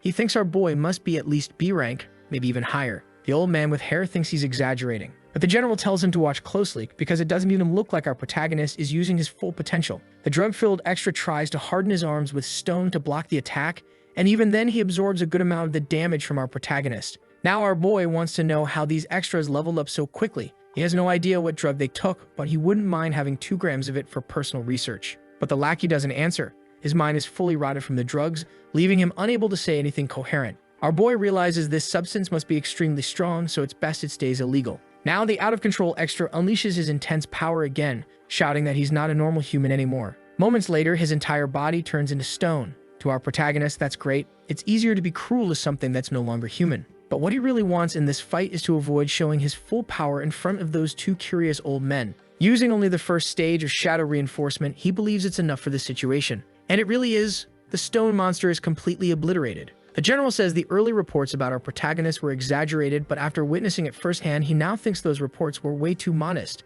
Our protagonist is certain that getting a late-night visit from the general isn't because the man wants to help him. And he's absolutely right. The general explains that the equipment his soldiers used was created from the sword our boy recovered, and he wants more raw material. What they already obtained has been used in combat, and our protagonist believes the military might be able to produce that element themselves. But the general says their biggest problem right now is time. He can't give too many details to someone like our protagonist, but a level 2-dimensional portal could appear in the city at any moment, and even with all the power the army currently has, they might not be prepared for what's coming. This news is truly alarming, and everyone who hears it becomes worried immediately. But the general places a hand on the boy's shoulder. He says they need to prevent collateral damage, and that's why he needs more material to equip the army. Our protagonist promises he'll find a way to obtain it, asking for 3 days before giving an answer, but he can't guarantee he'll get much. To motivate him further, the general says his effort will be rewarded, but he also makes it clear he can't give him money right now. What he can offer is a position within the military chain of command, even arranging an engagement between him and the spoiled girl, which is just as interesting, but our boy thinks that's a bit inappropriate. The old man with hair doesn't like that conversation at all. He's extremely possessive of his daughter. The general then wants to know if our protagonist has no interest in the spoiled girl whatsoever, and our boy says he can handle that situation personally. Inside the shadow dimension, the entity is thinking about the appearance of this portal. Those people who try to kill our protagonist must have received divine blood, and he never imagined they'd find a way to open a portal like that so quickly. Our protagonist senses the entity is furious about the topic, so he starts asking questions. The entity explains that a level 2 portal is not something our protagonist can handle yet. If he wants to stay alive, he needs to stay away from it immediately. But our boy wants to know what lies inside such a gate that made his personal demon so irritated. The entity says there are many A-rank monsters and even some S-rank ones. That is the true danger. After that intense conversation, they return to the military base in the city. Curious about what happened, the general wants the bodies of those idiots to be studied and makes the request directly to the old man with hair. He already knows about the tragedy involving our protagonist's parents, and since the mustache man's company is involved, they should compensate the boy somehow. The general is furious with everything he has learned. He also knows that those morons were using some kind of drug. At least they managed to capture the Black Panther. The poor guy had to be shackled by the legs because he doesn't have arms anymore. The general knows that if the mustache man is involved, the old man with hair might face problems too, so he suggests leaving everything to the military. Besides, he wants to do all of this so that our protagonist might owe him a favor in the future. Inside the shadow dimension, our boy is instructed to go through the 3rd trial so his strength can increase. The entity knows surpassing B rank is not easy, and in the next trial, he won't level up. He'll only receive items that will help him on his journey. Our protagonist asks about those weapons, and the entity makes it clear they are inexhaustible. If that's true, our boy wants to know why they're still wasting time. He needs to begin the next trial immediately. But he notices the shadow entity is a bit uneasy. That's when the entity says it has something to reveal to its disciple, and afterwards he can decide whether he wants to continue the trials. That dimension is a prison far bigger than Earth, and it has 3 layers. The outer layer contains B-rank creatures, the middle layer contains A rank and above, and at the very center are beings whose levels can't even be classified. The mission of the Shadow Clan is to guard that prison so none of those beings can escape. If that's really true, our protagonist wants to know why the dimensional portal appeared. Only then does the entity reveal that this is the work of a traitor from its own clan. He allied himself with some of the strongest prisoners and started a massive uprising in that dimension. They tried to seize control of the gate and escape into other dimensions. The revolt grew completely out of control, so the entity had no choice but to forcefully shut the gate and wait for reinforcements. But after tens of thousands of years, no one ever came, and it no longer has the strength to maintain the seal. 10 years ago, the portal broke for the first time. Now our protagonist realizes there is a direct connection between that prison, the Tower of Trials, and Earth. Once he passes the third trial, he will become a member of the Shadow Clan and automatically become an enemy of every creature in that prison. He never imagined the Shadow entity was worried about this. When the gate breaks, if he doesn't have the clan's symbol, he won't be a priority target. He'll be able to hide and watch the city be destroyed from a safe distance. If that's what the entity suggests, our boy wants to complete the third trial right away. Even if he's no saint, he's not a coward who will wait quietly for his own death. He'd rather move forward. The Shadow entity has no face, but it definitely just smiled. If this human is that arrogant, then the entity will be arrogant with him. Our protagonist finally enters the dimension of the third trial. The entity warns that the place is dangerous. Fragments of the souls of fallen heroes from its clan are here. Only with their recognition will he gain control over the tower, and with that, he'll obtain his second ability. This part really interests our boy. He wants to know what kind of ability it is. The entity explains that it comes after soul refinement, and awakenings are unique to each person. The entity itself gained the ability to create clones. Even if its main body is destroyed, its consciousness won't disappear as long as a clone exists. Our boy is curious about what happened to his mentor's original body, and the entity isn't sure. It may still exist or may have turned to dust with time. But it urges him to hurry, because it's eager to see what kind of ability he'll awaken through this trial, thinking to itself that this brat has never disappointed it, and that maybe he'll awaken a power completely different from Shadow's. Our boy walks toward the center. Around him, countless soul fragments float. He reaches out to touch some of them, trying to understand what they might do. The moment he comes into contact with the souls, something entirely different happens. Even though no one remembers that clan, they must defend it no matter what, and now our boy is witnessing memories from the past. Among the memories, there is a severely wounded warrior who acknowledges the limits of his own strength, calling himself weak. But he was never a coward in life. He detonates his own body. His companions rush forward into battle. Not a single one of these shadow beings will allow the prisoners to escape. Our boy is overwhelmed by these brutal, violent memories, witnessing everything as if he were standing inside the battlefield. Countless shadow entities are being defeated with terrifying ease, and our boy senses something in that energy. A darker version of himself appears, saying that every one of those fallen heroes is far stronger than him. Weak as he is, he doesn't belong in that battlefield and should leave immediately. Our protagonist knows he truly isn't strong, but he also has people he wants to protect, as well as ideals that drive him. The evil version calls him a fool and tries to strike him. Our boy says that if it wants to mock him, then go ahead. No matter how strong the enemy is, running away will never be an option. Even if his strength is insignificant in the grand scale of things, he'll still do his part. The shadow entity is deeply impressed by the power being generated from these emotions and becomes even more curious about what ability our protagonist will awaken. Inside his internal battle, the malignant version claims he has a dangerous amount of confidence, and our boy sees he's about to be hit by a massive attack. Acting quickly, he manages to dodge what could have been fatal. He now needs to reposition himself and rethink his strategy. The dark version states that its strength is born from our boy's own fears. That's why he won't be able to resist it. That tiny conviction he has is completely irrelevant. But our protagonist feels he's not the only one like this. All the souls here are the same. That's why he decides he'll keep fighting, because they all sacrificed themselves to protect their ideals. That's the life they lived. Meanwhile, the enemy in front of him is nothing more than his personal demon. After being struck by a punch from our protagonist, the evil version begins to dissolve. With his victory secured, our boy says that was nothing but a bad thought passing through his mind. Nothing more. Finally, the souls of the fallen heroes begin to manifest in him. He gains his second ability, Soul Protection. He still doesn't know exactly what kind of blessing is, but it's a command-type ability that increases attack and defense for his followers. An extremely interesting power. The shadow entity says the boy never stops surprising it. He's truly exceptional. Then our protagonist notices a massive portal opening before them. The entity explains that this entrance leads to an alternate dimension, the weapons and medicine vault of its clan. Our boy is eager to know what's on the other side. His biggest curiosity is how much material exists beyond the gate. His mentor is very clear about it. They have enough raw material to fuel a war involving millions of people, and everything he is seeing in that dimension is the ore needed to forge their weapons.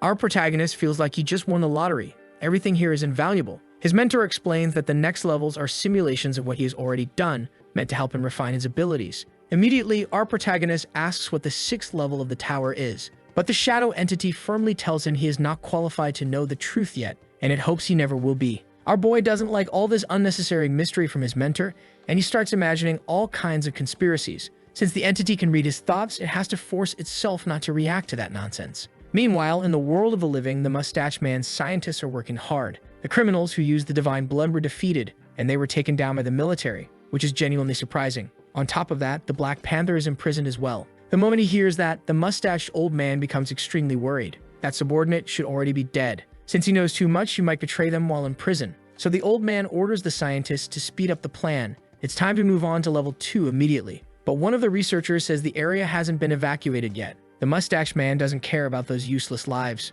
Outside, a countdown begins. The final process has started. A massive portal appears in the destroyed part of the city. Some workers nearby are confused. Their equipment detects a sudden radiation source, which makes these poor workers extremely concerned. Those trapped inside the barrier begin to be infected little by little. There's nothing they can do to save themselves. Those who were trapped inside that barrier are already dead. And the ones who survived need to give a like on this video that helps Mamoru make more juicy content for his viewers, activate the cheeky little bell, and I'm out.